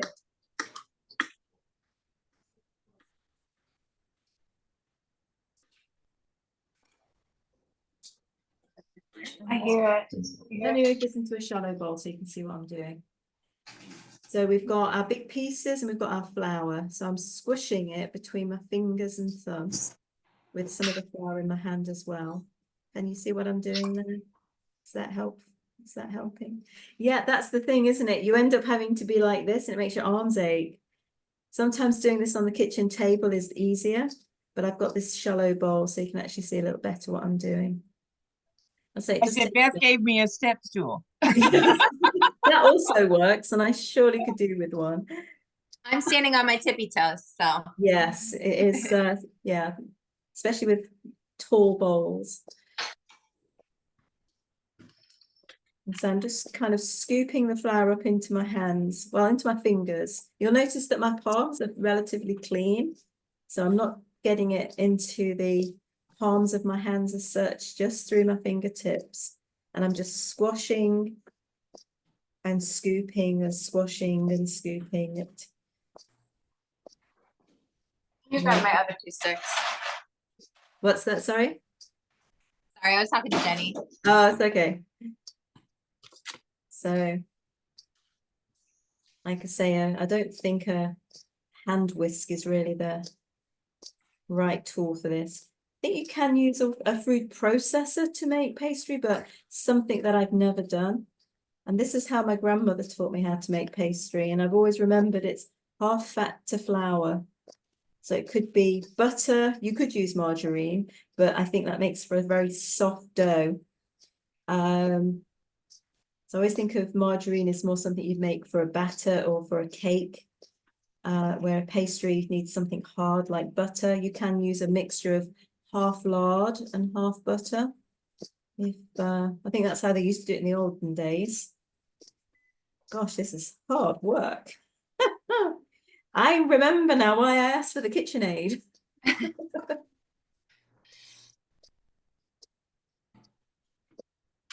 So at least we're doing it together. We're doing it on the same kind of timeline.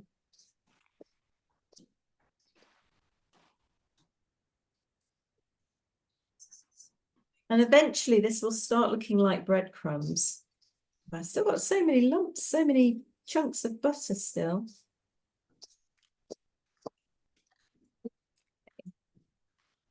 You might want to spin the bowl round so that you've got more flour at the other end, because you'll be kind of working it over.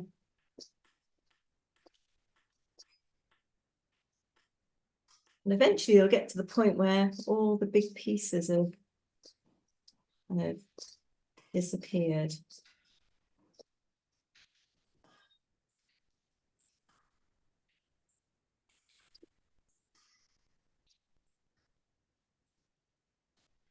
So I have a question actually. Are you wanting to make your pie with a soft pastry base, or do you just want to put pastry on the top? I would like it on the bottom. You want it on the bottom? Yeah, that's I cool. mean, I personally, I don't know what anybody else. Okay, What we about- can do that.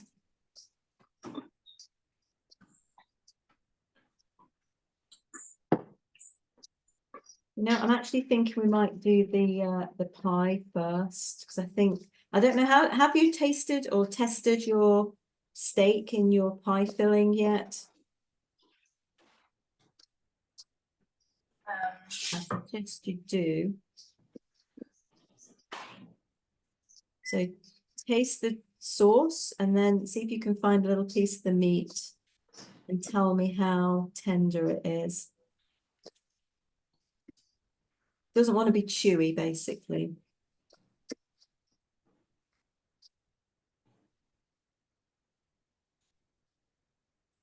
This taking a little bit longer.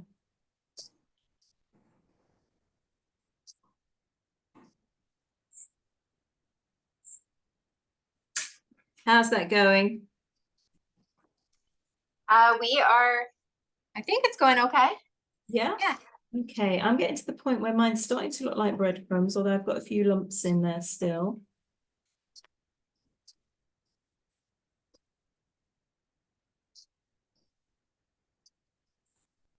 Oh yes, this is starting to come together quite nicely. Okay, there is a slightly different technique we can use as we get towards the end of this rubbing in process. And that is, just that's taking some of the stickiness off. Going together. Tina, mine's kind of clumping together. Oh no, you're squishing it, it's far too much. All right, should I stop? Is there pieces of butter still? No. They're- Yeah, I think you've got not enough flour in there. really? Yeah, it looks like all butter and no flour. Look how dry mine is. Oh, yeah, mine's really Yeah. wet. Yeah. Rub it Now, gently. how We're gonna much- add some more flour. How much of whatever did you do? 4 cups of flour and Let me 2 just cups of butter. Oh, right, okay. Let me have a look at this. 2 cups of flour.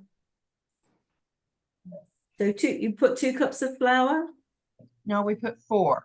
4 cups against 2 cups of butter. 2, that should work. Just proportionally, that's right. It might be more the technique of how you've kind of popped it together. Let's just have another look. Let's just have it. Oh, don't just sprinkle flour in it. Let's have a look at it again. Yeah. Can you see it? It could be that you've got a heavy hand with it Well, it and- might be. and the butter's melted. That does Yeah. look really sticky though. You just kind of make it Real like a, sticky. so like we do this with our scones. You just kind of want to, same as yeah, yeah. You're Yeah. good. Okay. What I was going to say is when it gets to this fine stage, you can just My bowl's a little yeah, small. between your fingers, but that's not I just that's didn't appreciate it. what I would do. I couldn't hear the explanation. Is it mixed? That's the thing, or is it lumpy? Is it like clogs of butter, or have you got flour in there as well? I would have thought 2 and 4 would have worked. It might be if you've overworked it, because if you overwork it and it gets onto your palms and the butter starts to melt, it can go sticky. But that just looks too wet. Okay. Okay, well, I think mine's almost done. What I was going to show you is if you shake it, you can see, I don't know if you can see that. Let me. Can you see my lumps in here? I've got one here, one here, one here, but the rest of it looks quite good. So I'm just going to take those little bits and just rub them through.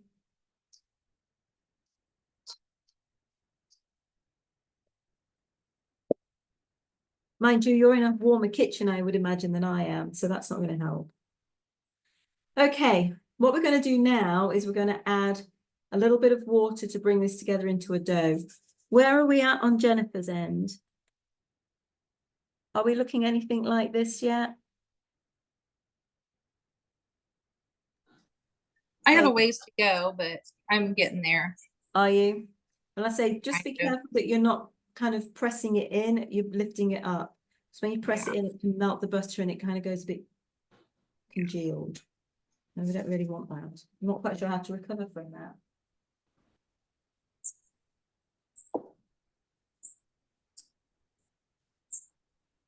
Just think about it for a second.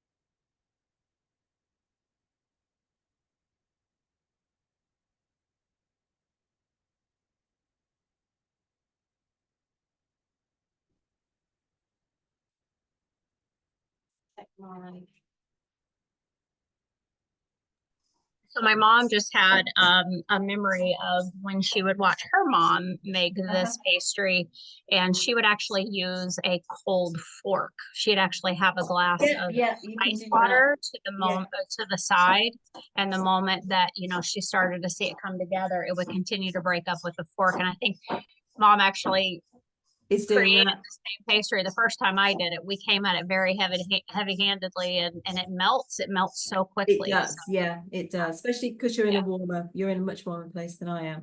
Right. So I think as long as it's mixed through, that's the main thing.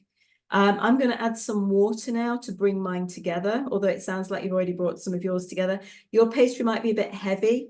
That's the only thing I can think will happen. Have you forked it through?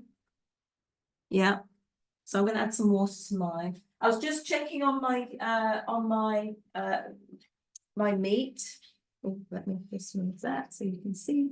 I've had the lid off for a few minutes and it's just thickened the sauce up a little bit. And I think I'm happy with that now. Has everybody tasted and tested their steak?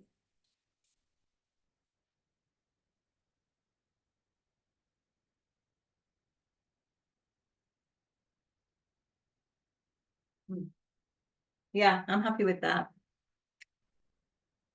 If I ate that in a pie, I'd be happy with that. Yeah, it's not chewy. We're going for something that's not chewy. You're all right with that? Okay, great. Jennifer, have you tried your steak yet? I'm sorry, you're trying to do your. No, I haven't. I have not had time. I'm Okay. just trying to keep up. Okay, sorry. How's your pastry coming together? I mean, it's coming together okay, but it's probably only about halfway there. I have Okay. tons of chunks left. Okay, just use your fingers and squidge it in with a little bit of the flour. It will come eventually. Yeah. Just don't want it to go too soft and then it will kind of stick together and be a bit heavier.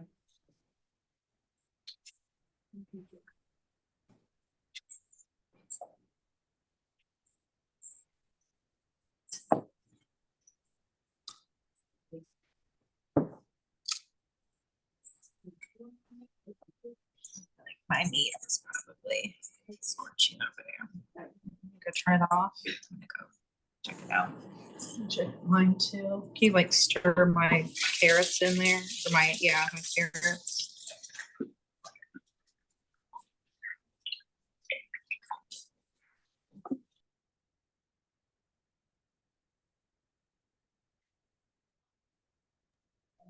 Tina, Yes. this is what my mom used to do.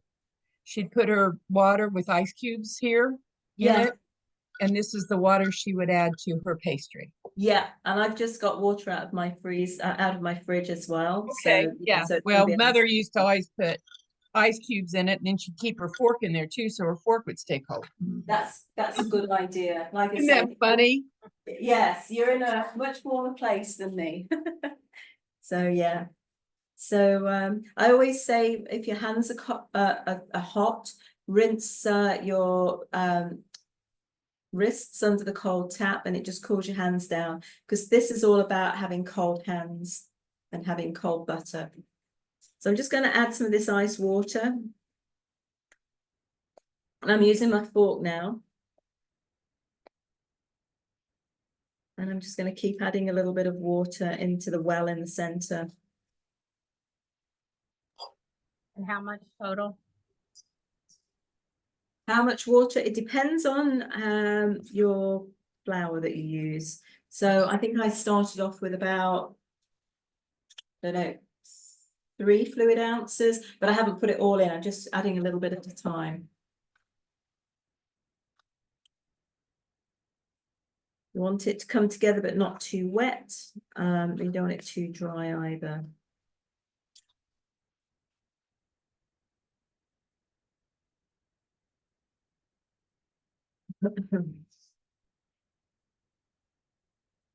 That steak mix I've just tried is so good.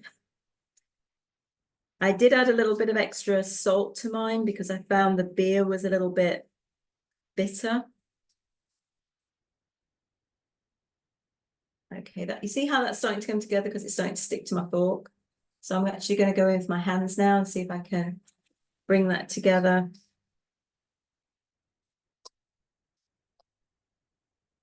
And again, I'm not putting it onto my palms. I'm just using my fingertips.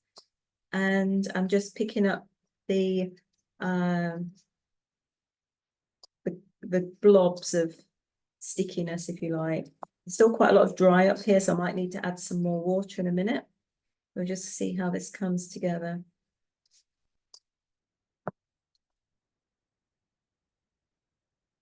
Just kind of kneading it into the bowl. But again, very lightly and gently. The lighter you do this, the lighter the pastry will be. And then a nice little drop of water. So I think I put about 3 ounces in here. But again, every flour has a different absorption rate. So that's why a lot of recipes just say add a little water until it comes together rather than being an exact science. Now this is starting to stick to the bottom of the bowl, so I know that there's stickiness still to be had here, so I don't think I need to add any more.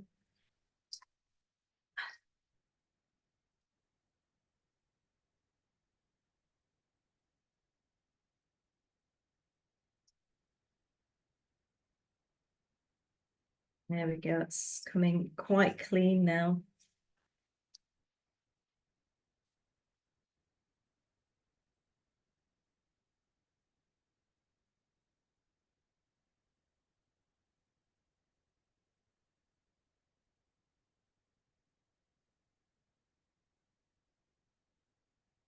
Right.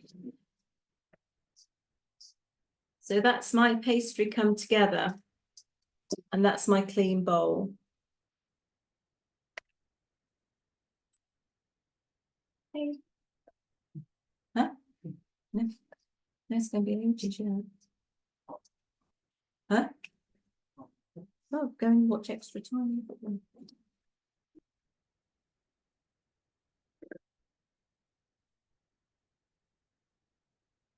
Right.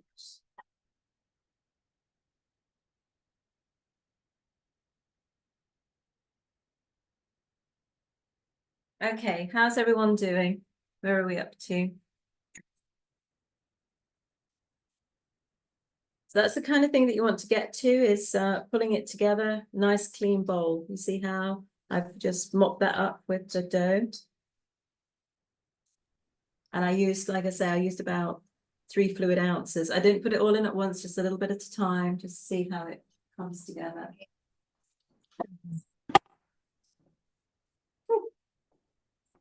This is turning into a baking marathon, guys.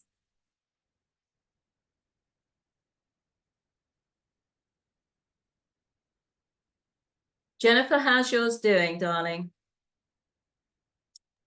It's okay. I'm still trying to get there, but it's okay.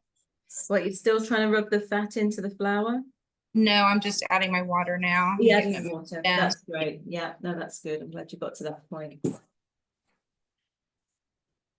Tune as well.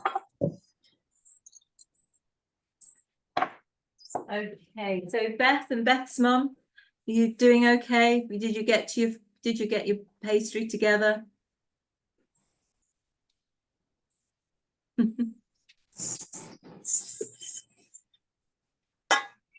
Oh, nice. Yeah, yeah.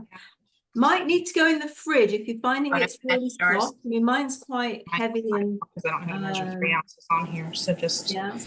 maybe So, measure 4 and then hers is just ballparking anyway. yeah, I might just pop that in the fridge just to keep it cool for a minute till we get to the next stage.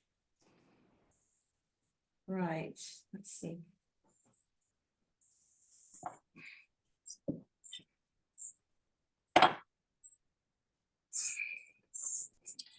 Right. Close break Now, I've just gone back to my Later. steak. I think you're okay with yours there, Beth.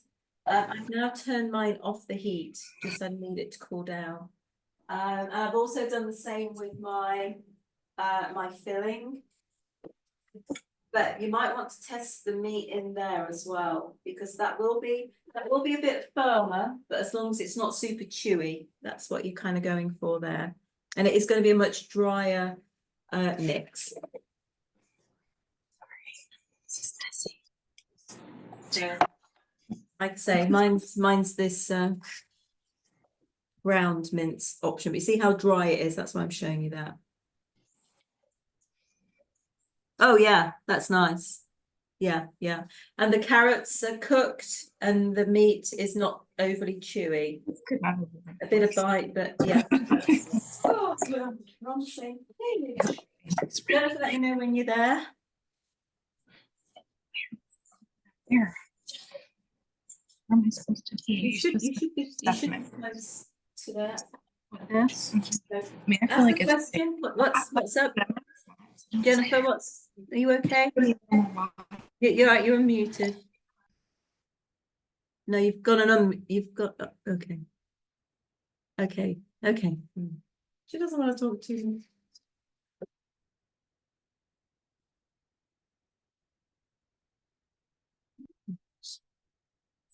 Over here. So.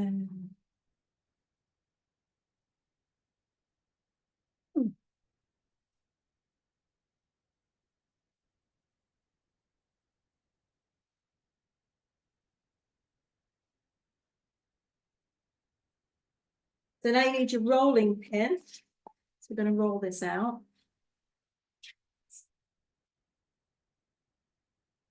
So can you see what I'm doing now?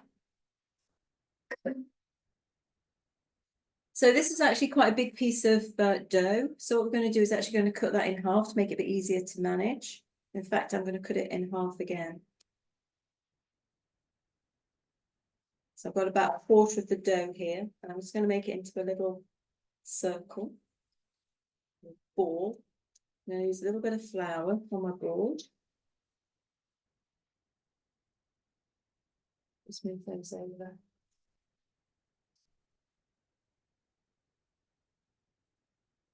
So this is about a quarter of the pastry, and I've got my rolling pin, which I'm just going to dust lightly to just stop it sticking. And I'm going to roll this out. And what we do is we roll back and forth, and then we turn it a quarter turn, roll back and forth, turn, quarter turn, back and forth, and so on. A little bit of flour as it's starting to get sticky. And if you've had this in the fridge, it will be a bit firmer. If it's very hot, it will get quite soft. So having it in the fridge for a few minutes beforehand can help. If it's starting to stick to the board, just put a little bit more flour underneath.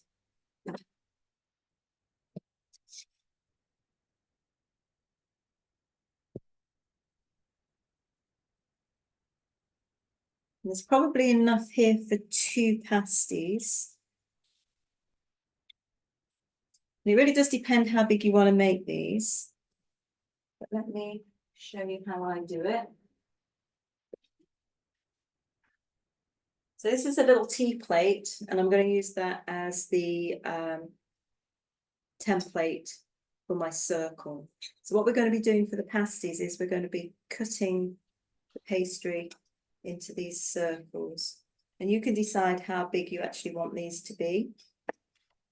Tina, did you say to cut this in half? Like use I half put of it? it in half and then into quarters. It just makes it manageable. Because if you're trying to use a huge amount of pastry, it's just too big to manage. So I cut it in half and then in half again into quarters. So that's the size of the piece that I've just rolled out. Does that help? Yes, thank you. Yeah.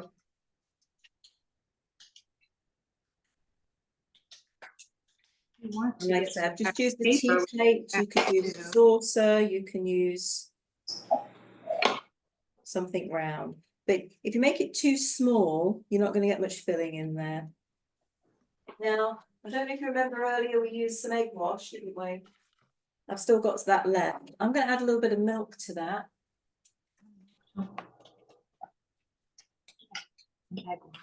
Little splash. And this is going to be my glue and my egg wash for my pasties. Wash it in there. That's that. I think it matters that it's There not is wax wax paper under. It probably is a flag. Yeah, because the other one, I did 2 eggs and didn't need that many. It's just for a wash. So just, you can do a So what I'm splash. doing here is I'm just going around the edge with some of this egg wash, which is milk and egg. You could just use milk if you like. You could actually just use water, but I'm going to use the same thing as my egg wash for the pasty. I'm going to get my mix and see.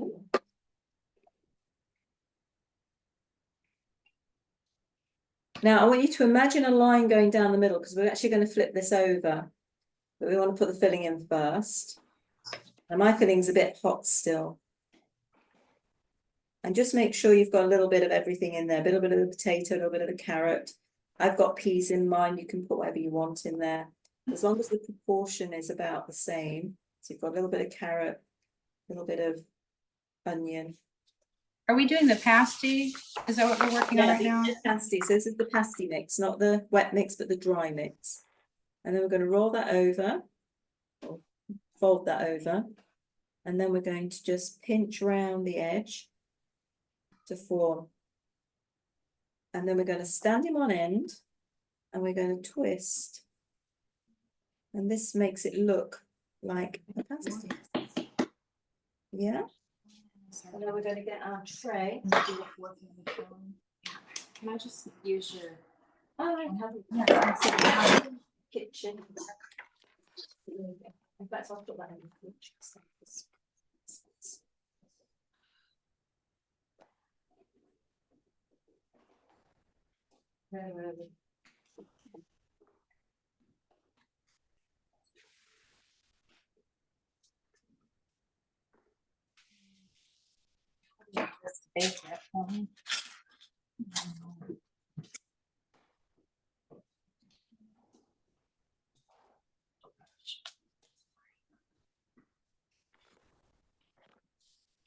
And then on our tray, this is actually getting very soft. So I could really do with this going in the fridge. Okay, so that's my first pasty. And I'll egg wash that in a moment.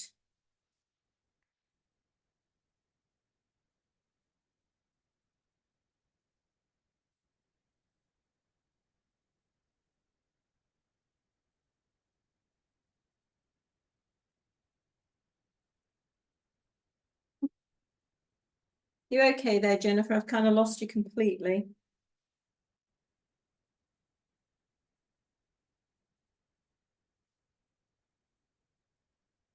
I'm just going to do the same with another quarter of the dough.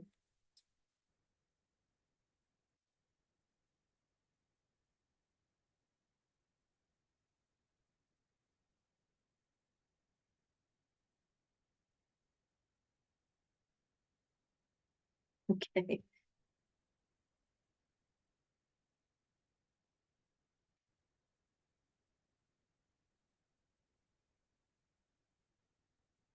So you're probably going to get somewhere between 4 and 6, I think. Well, I'm going to get that many out of mine. Again, it depends on the size of the plate that you use.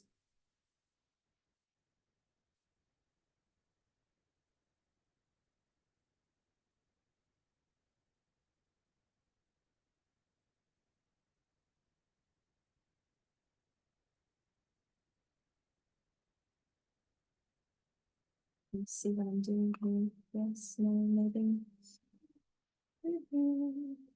Everybody's gone very quiet on here. Again, just a little bit on this half.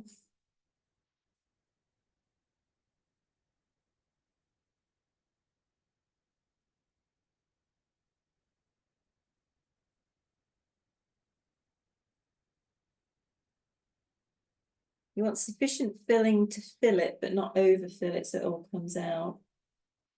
And then just press it down around the edge and stand it up on its bottom if you can, and give it a little twist.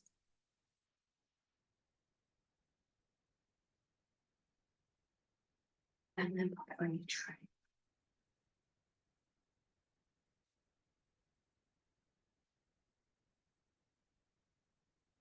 And if you do have any of this filling left over, like I say, it can be frozen, or you can use it next time you have dinner. You can have it just as it is with some vegetables or some mashed potatoes on the side. And you've got like a beef stew almost.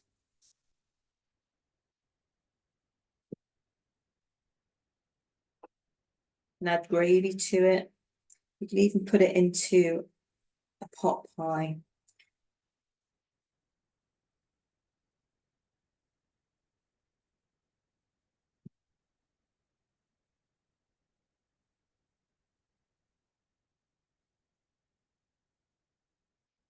So you want the pastry thin enough to be flexible, but not too thick that it's going to be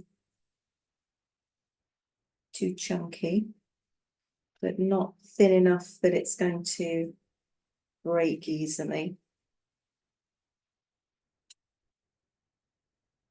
And then just around your circle. How's everyone doing? Are we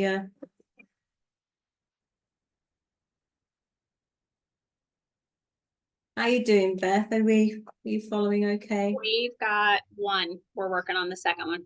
That's great. That's great. I've just done 2 now, just on my 3rd. I say it might be worth keeping your extra pastry in the fridge if you are struggling with a temperature.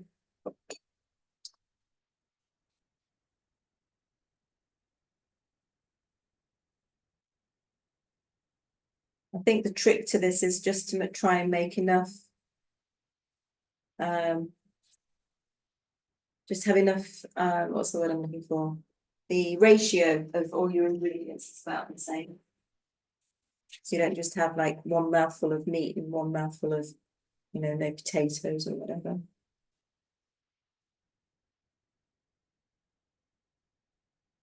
Now, if you're struggling to stand them up on end, like I have, it's okay to leave them looking like a enchilada. But if you want it to look more like a pasty, if you can do this little twiddle thing that I'm doing on the top. I always think it looks like a dinosaur back. Just make sure that it's pinched all the way through so there's no gap, because the filling will ooze out in baking.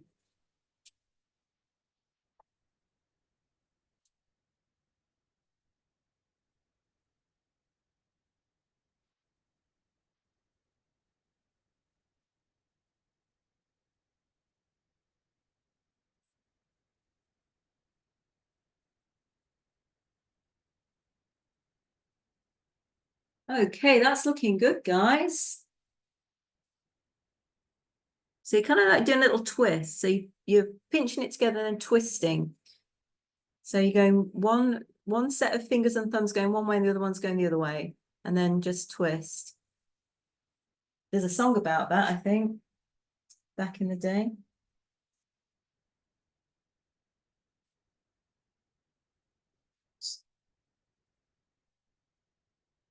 Yeah, so you're looking like that top of the, yeah, that looks good. Let's have a look.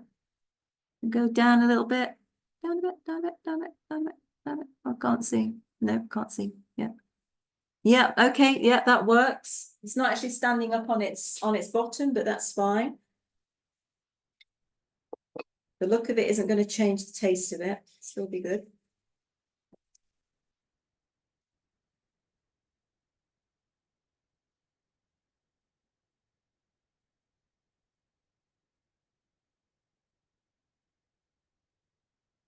All right.